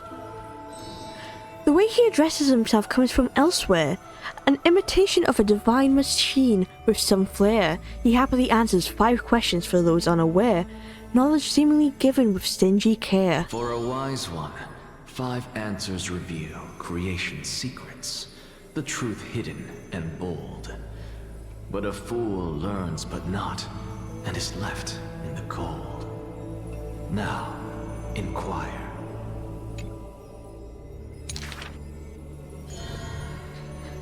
This is in fact the scholar's crafty snare. He hides the answer he seeks behind questions posed by those unaware. Dawdling breadcrumbs are bait to lure and compare whether the inquirer may be worthy of his wisdom to share.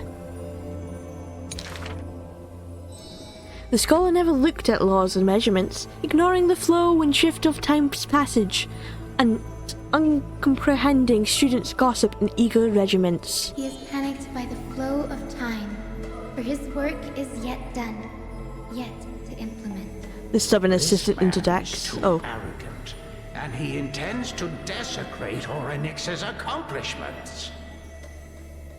Why didn't they say the first one first? Why? Obviously to drag out class time as a statement, the student's answer seems rather adamant.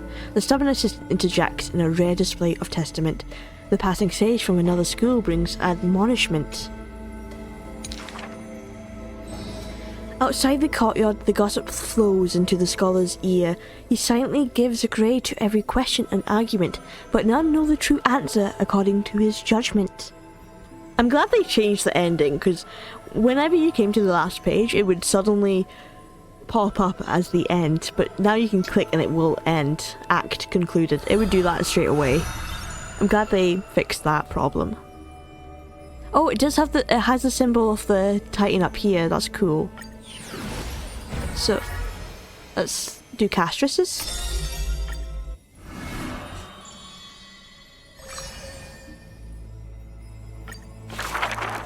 Second story. Born with an evil curse, her hand dips into lethal cinnabar and white lead to personally decorate the faces of the dead. Her skills are said to bestow beauty on anyone, even transforming their appearance completely. Many skills were born out of her seclusion, but it painted her dwelling in a gloomy vision. Only a select few have set foot in this mansion, and the thief and the weaver were 2 such lucky persons. The girl converses with all items in the house, with specimens, tea sets, and even pillows in profusion, as if she can hear the response of these long-living things. I have always lived in isolation. Out of courtesy, this is how I practice my words and actions. That was quite nice timing. So the thief and the weaver, Cypher and Aglaia.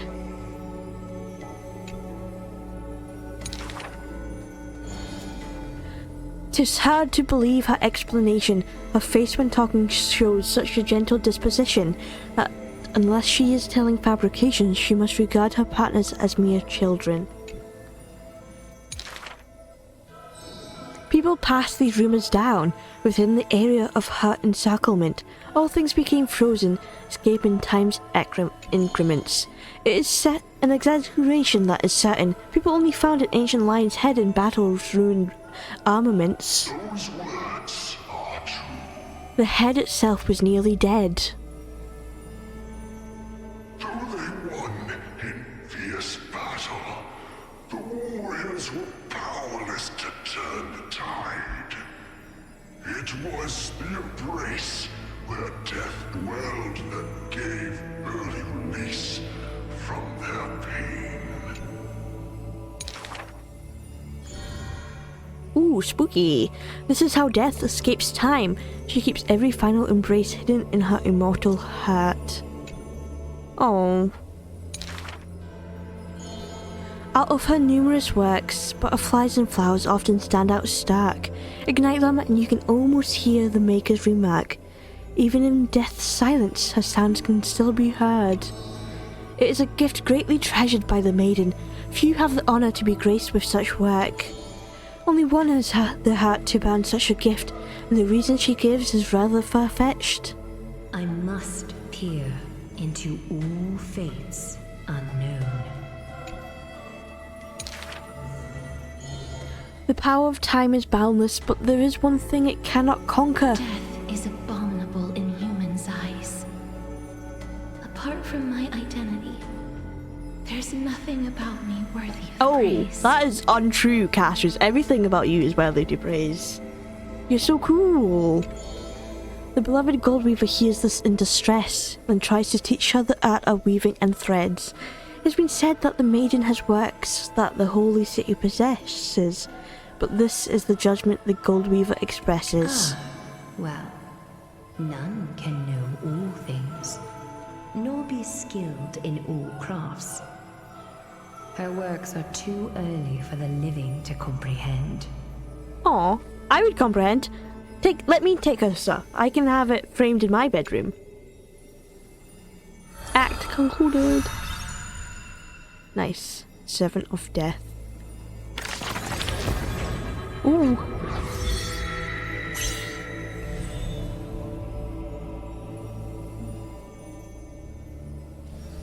So there's like 1, 2, 3, 4, 5 chrysoids still to meet. No, 4. It'd be 4 chrysoids. No, 3 chrysoids. Still 3.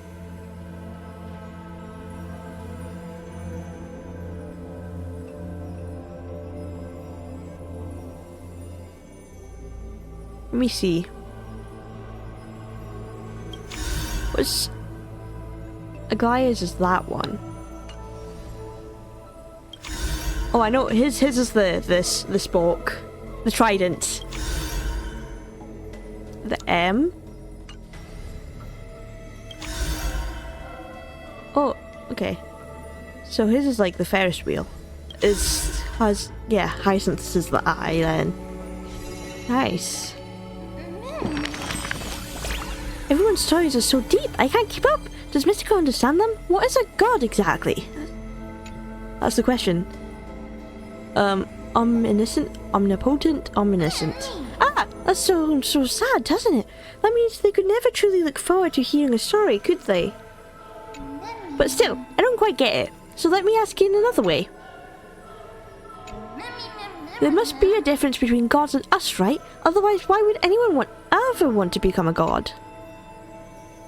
To escape the pain? But in the stories of old, the Titans also had their own suffering, right? Because of their pain was, how should I say, greater? Would that make it easier to bear? As I keep asking, I only get more and more confused. Maybe I'll wait until I've grown a little more before discussing these things with Mystico. Close book. I guess we'll figure out why anyone would want to become a god.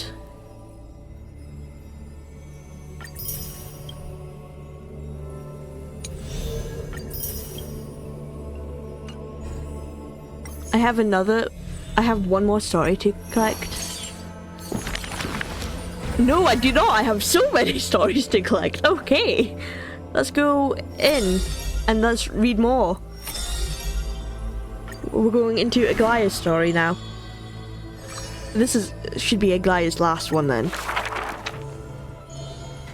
In the past, when strife swallowed the earth and schemes disrupted the hearts of friends, the maiden who was yet a weaver was wrapped in a cocoon most grand, untouched by the storm sweeping through the land. She spent her youth in a palace of romance, surrounded by treasures with even maids beautiful beyond belief, often bathing in the praise of and admiration of wealthy nobles.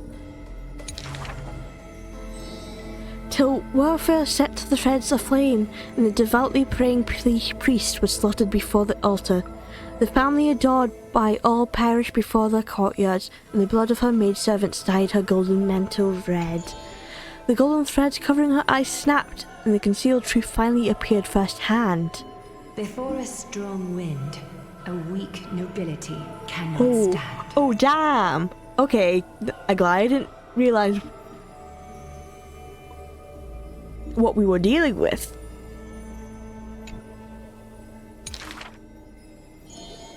In the long, endless war, the Gold Weaver family was shattered by the sword, and the legacy of romance became a tragedy. She had a broken mansion and an empty house. The nobles who once loved her, none now willing to help her. All the romance, talent, peerage, and beauty, what use are they in a disaster? Oh, everything's going wrong for Aglaia. As she closed her eyes in melancholy, the maidservant pushed the broken loom to her honestly. Pick up the shuttle again and weave for me? The young miss wanted to laugh, but could only respond with shock, for the maid's face was now covered in scars, and she fought to protect her mistress's safety. Though I can no longer see, I still want to don the garments you weave. Oh.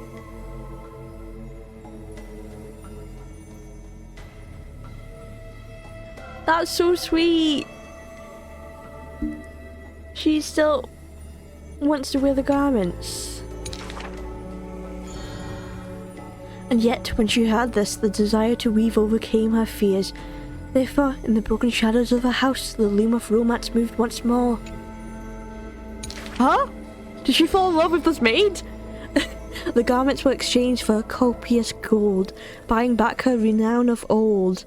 Yet, beside the mistress most noble, there was always a blind maid in tow, dressed in luxuries unfitting.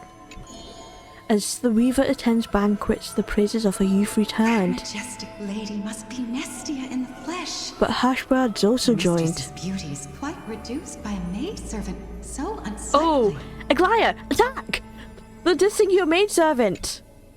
How dare they?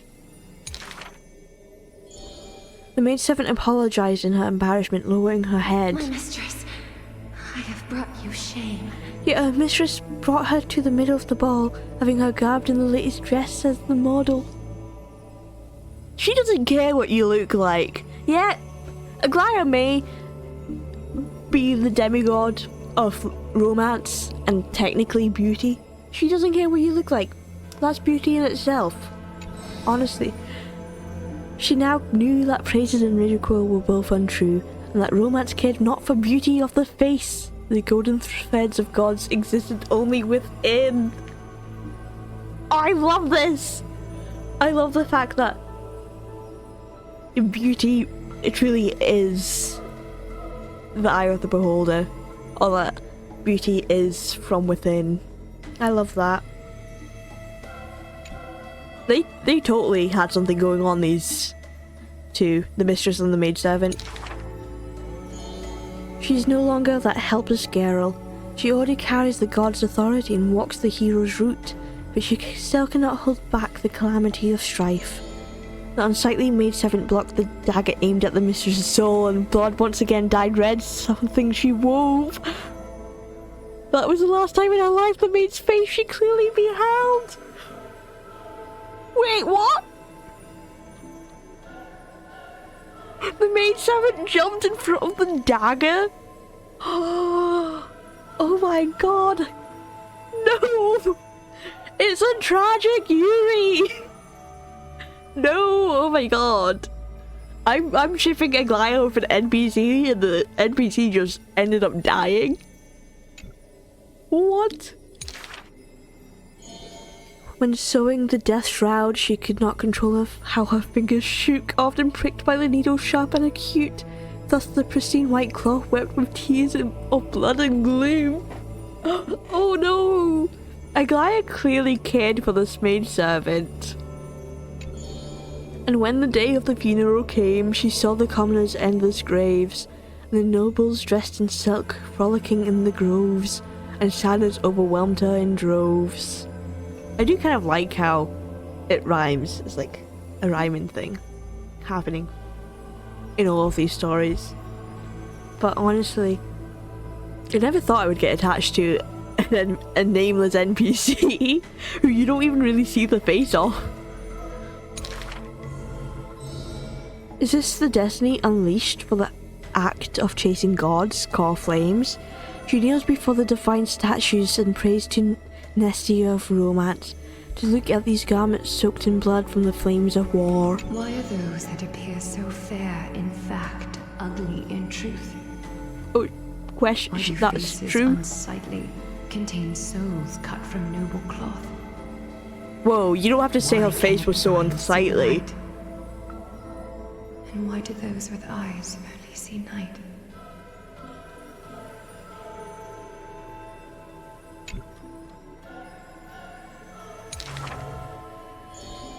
The dying god remained silent. If you no longer have the power to see, then with my destiny, She grasps the burning I'll core flame. exchange for eyes that can see everything. Oh, oh, that's cool. Warm liquid flows from her eyes that now see all. In that instant, she is sure that she saw the manifestation of beauty. Wait, okay, that's cool. I kind of thought there was like a whole theory that she was blind, but I guess she knew a blind person and she can see all. She can see everything. There's nothing that can get past her eyesight. Honestly, I love this story. The small story of the mistress and her maidservant. Man. There is definitely some self-love between these two. Complete. We've got Cypher. We're reading a first story of Cypher.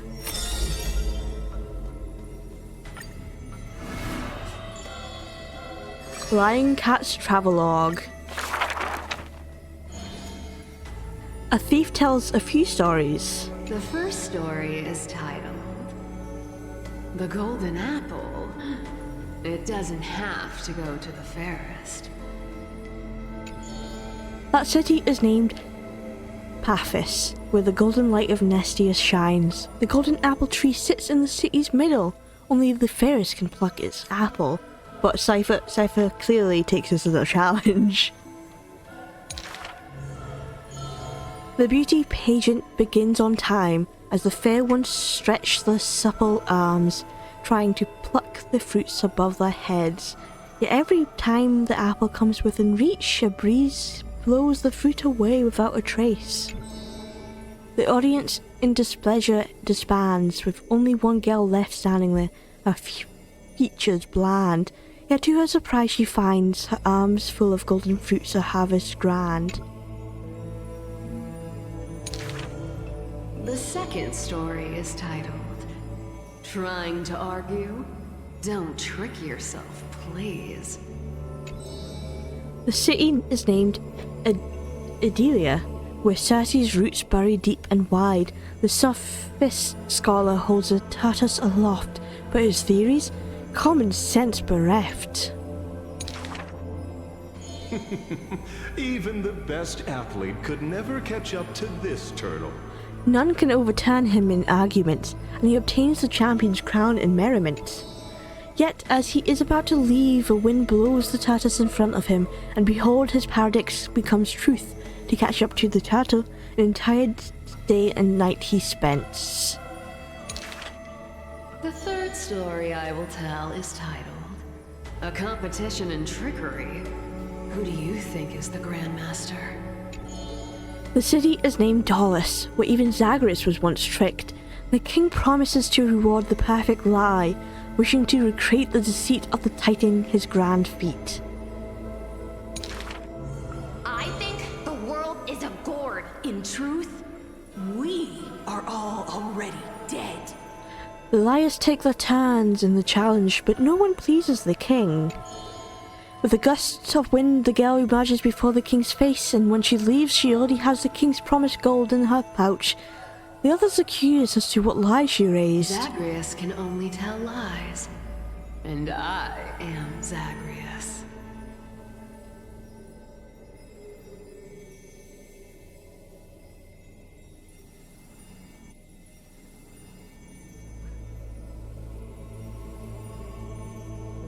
That's good, that's good.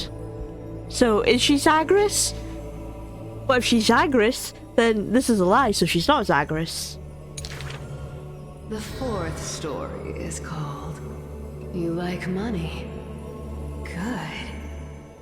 But you must pay the price. The city is called Mythmis, where the sea breeze intoxicates the people with delight. A wealthy penny pincher prays to the Titan. Please give me the power to turn anything into gold. Oh my god, that's Midas. That's a Midas myth. You don't want to turn anything into gold. He turns his dog and his daughter into gold, and then, I don't know, he dies. That's usually how Greek mythology ends. With a breeze, the rock in his hand turns to gold, but his joy is fleeting to behold. For with one embrace, his wife turns into coins, scattered onto the soil. See, I knew it! His wife turned into coins. He howls at Phagosha to retract the blessing, but sees a girl in a hood of him passing. The girl laughs hilarious, holding his hand in hers. I think I may have accidentally.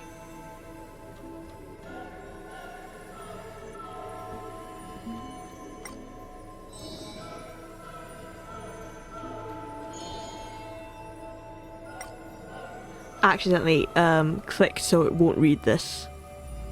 I was hoping if I click that it would read it again.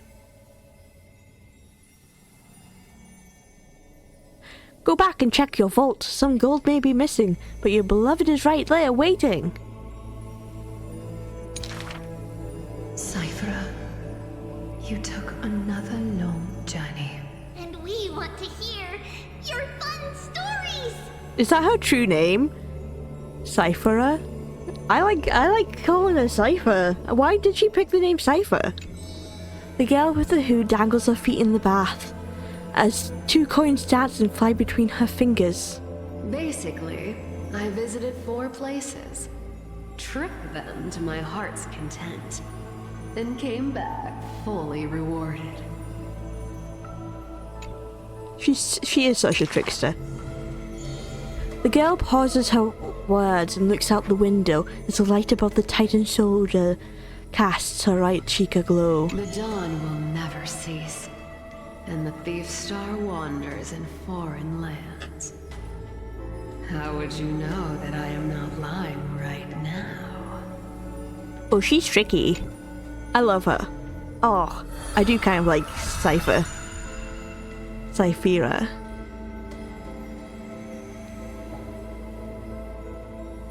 Hanging man. Cypher's gonna die.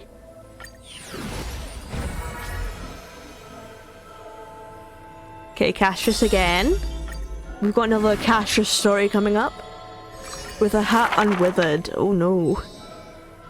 To the dead, when she bids farewell, she casts the slate into a fire and act futile. I have never heard of lands with such customs.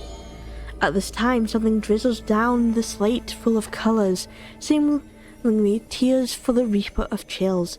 It turns out the slate is inscribed with poems, and every phrase is diligently coloured with skill. Before people pass away, I write down these poems. That is the limit of the girl's answer, and she only responds with silence for requests to read these poems. As time goes, she finally opens her petal-veiled heart, and the reason behind her reluctance to show her work is finally clear. My poems are still too green.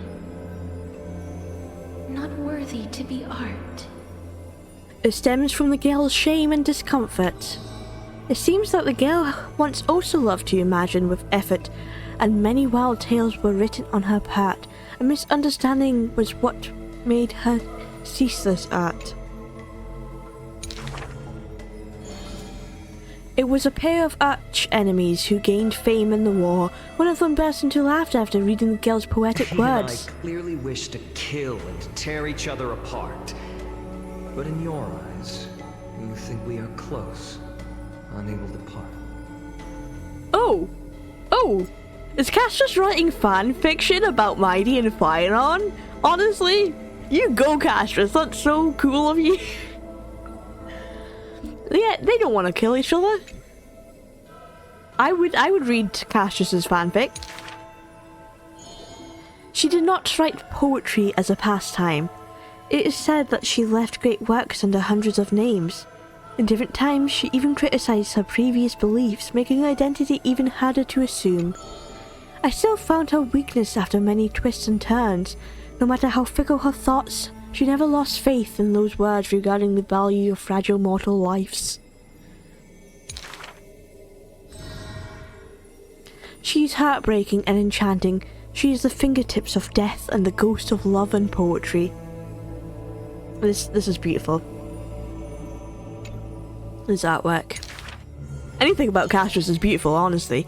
However, those poems have brought her many complaints. The poem that her hand composed all lack an ending of any kind, and the Maid of Death has no desire to continue them. This is truly difficult to write.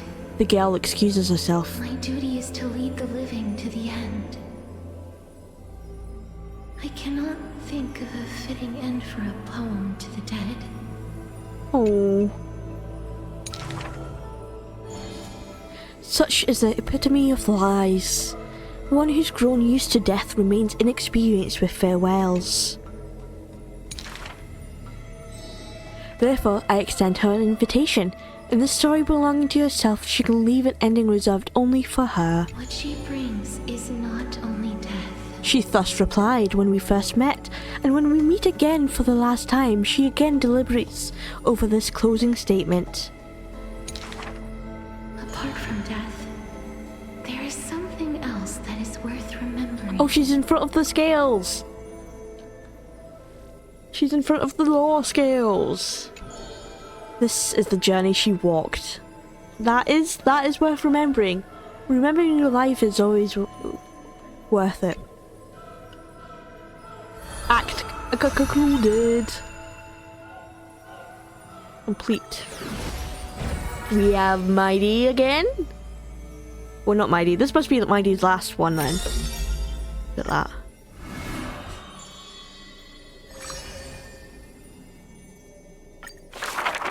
Ascension of the Lone Gods. For glory is not eternal sleep. This is a lie all Castrum Kremnos keeps. The world after death is superior to reality and basks in light. But such vague poems the Crown Prince would not easily believe. Cowards who dare not to look death in the eye. He declared thus on the day he returned from the stream of souls. He returned! Longing for a martyr's heaven and reciting self-deceiving stories. His words are sacrilege reincarnate, more arrogant than his blood and family. True warriors should treat that paradise with spite. I'm taking this piece of information. He returned from the stream of souls as he returned to the land of the living, so well good. Mighty's alive. Many followers thus stop, no longer following his steps, for they feel this young man's words compared to poems are even more absurd. A body immortal equals not perfection. The man braved dangers endless, simple to seek his weakness. In his greener days, with more amateur skills, in crises where death denied him even after kills, he learned why curse is a synonym for blessing. For he saw that visage of terror at life's closing. That's interesting. That Castrus's curse was seen by blessing by others, and now Mighty is realizing that curse can also be seen as a blessing. I kind of love that. Even though you're cursed doesn't mean it can't be used for the greater good.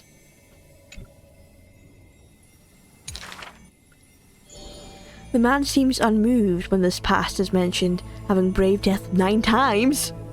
He died 9 times! He's fought out of the River of Souls 9 times. Damn. Having braved death 9 times, he who was lacking now excels above everyone else still rising. Yet, when asked if he's still as ticklish as when he was a child, he does not answer. He's not going to admit that. It's a wild tale he won't care to opine.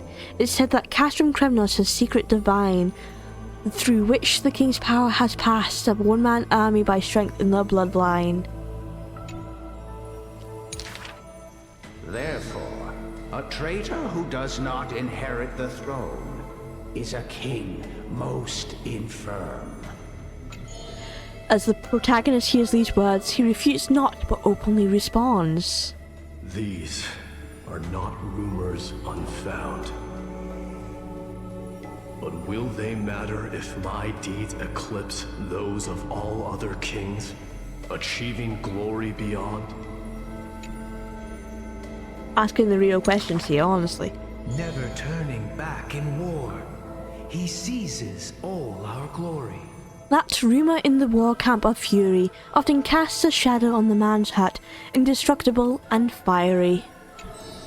When campaigns become mired in terror, he sends his army to places safe and secure, yet alone he goes to fight knowing death can touch him near. The Kremnoan's detachment who follow him in livery all die in bed devoid of glory. They have the share of grudges upon death, but the man has no regrets, none necessary. Your glory lies not in death, but in my hand. Because he's gonna win. He's gonna prove you things, your glory.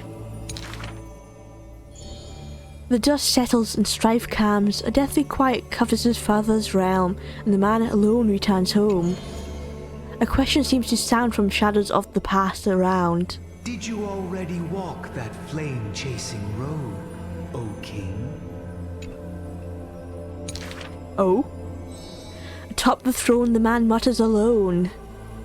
There's nothing else worthy of the hunt. He's alive! For I am the blazing fire at the journey's end.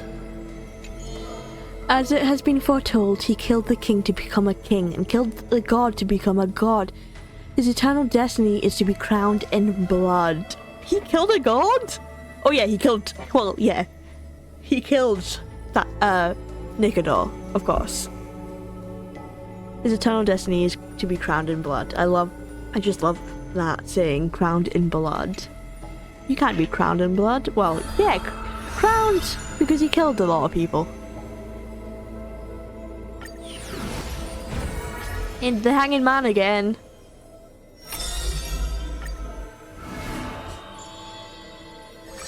Expose the divine.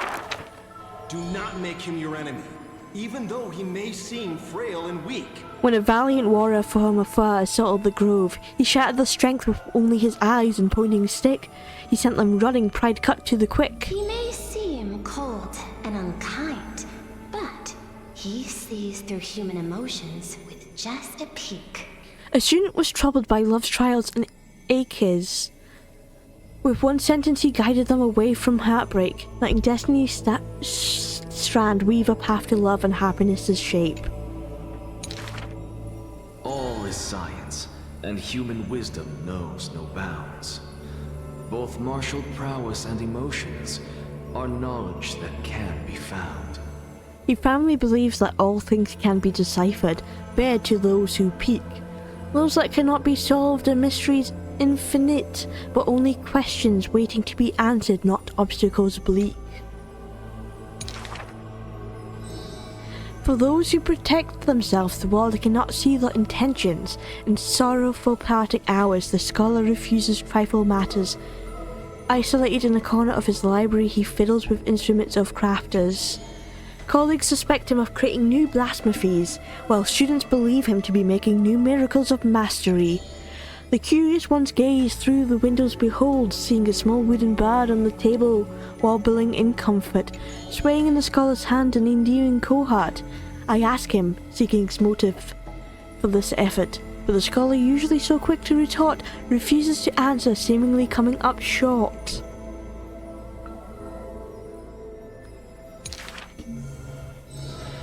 creatures that through his hands pass all change their functions, invoking wonder peerless. He once removed his hat as others witness, and walked on the hat over water with success. They also saw him light a flare fearless, instead creating chilling cold air not so harmless. Is he Jesus? That bird was once a toy and now his messenger, or perhaps still a toy. That is the magic trick of his success, and one of his teachings that he will profess. Nothing in this world is ever born fixed. And is Zagreus is Jesus because he can walk over water?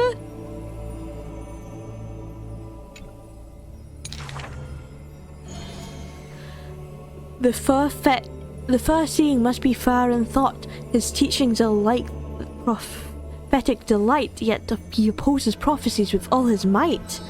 It's a time he refrains from looking back on, traveling all lands chasing prophecies, trying to prove the priest's words were not unchangeable foresight.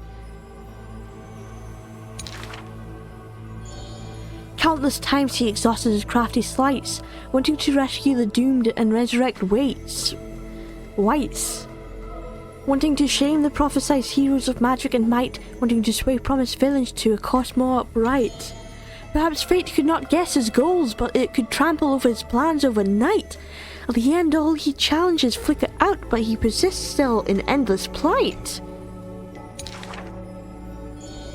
His ambitions are too lofty, and so failure follows him never too softly. Through moments of defeat felt increasingly common, the scholar learnt one thing he has never forgotten. Respond to defeat with a smile haughty. Not from optimism, nor from his defeat of heart. This misfortune's severity. The laughter oozes with self-mockery, but is also full of a different emotion. If this road is easy to walk, then future generations will not praise my name in piety. Says his ambitions. Act concluded. Oh, the trees are growing! Oh, I like seeing that. The trees grow.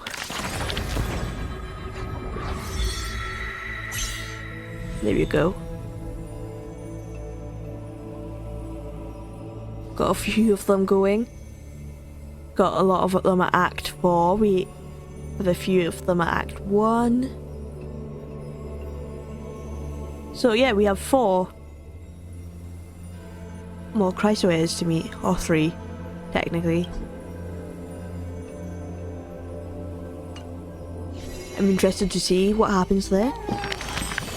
Oh, Mem! Cass! Only at the very end did I realise she was nothing like the rumours. I'm really curious, is everyone like this? Having a side that no one else sees? Is Mystico the same? I always remain just as I was when we first met. I do have different sides. I'm curious about your hidden side. We'll only know when the story's over. Wait, does that mean Mystico's story will not end? Then I won't be curious anymore. Don't let it end. We don't want the story to end. But right now, I'm not really in the mood to dig too deep. Cass's story is steeping into the next chapter, and I can't quite explain how I feel. It's like sadness, but also like some strange sense of relief. If someone were to ask about us, how should we tell her story? Her embrace was just as warm as anyone else's. She did everything she was meant to do. Death couldn't stop her from loving. That's too sweet. Even through death, she continued to love. I feel the same. Maybe that's the feeling I couldn't quite put into words earlier. In future stories, Mystico doesn't have to go out of their way to avoid any endings for my sake, okay? Even though every story has an ending, I still wish everything could start over again. What are we learning about things starting over? Sometimes it can be good, sometimes it can be bad, okay? We lose friends if it starts over. Oh damn.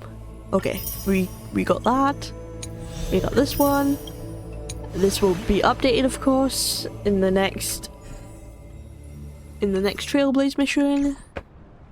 We can wish twice for next year. Let's see if we get him. Nope. Not even a 4-star man. Nope. Okay. That's not a 4-star character, but at least it gets me up and it gives me another wish.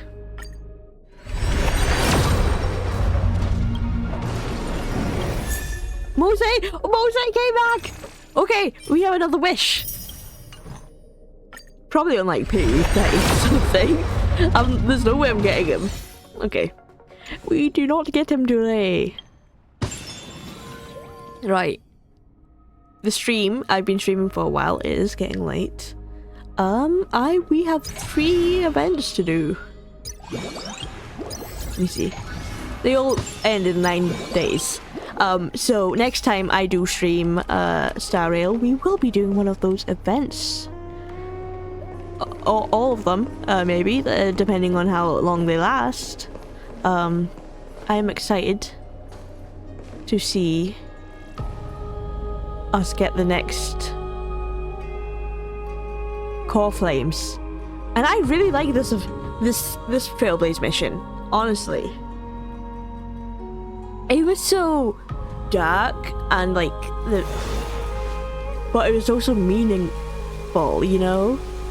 Like, we were questioning death and life and whether it was important or not, and it was a good time. And I love all the references towards the underworld with the Sea of Souls and Acheron appearing with like the pain of the River of Pain, and I didn't mean to do that. All of it was really exciting, and I'm so sad that Anexia died and Castris died. Well, Castris hasn't died, but she became a Titan. We won't be able to see Castris ever again, I guess. Sad times. I'm excited to know how the Flame Chase journey will end if everyone truly does die but Tribby. Like, will things like restart? Will everyone be okay? Will Mighty and Finon reunite in a library? I can't believe we're already on like the 3rd Trailblaze mission in Enforius and we're still nowhere near finished. I'm just really excited to know how they will wrap it up as well, and just seeing what other references we'll get. Because in Greek mythology there's like 4 wind gods. That's like the closest to the sky god. It's also like Zeus.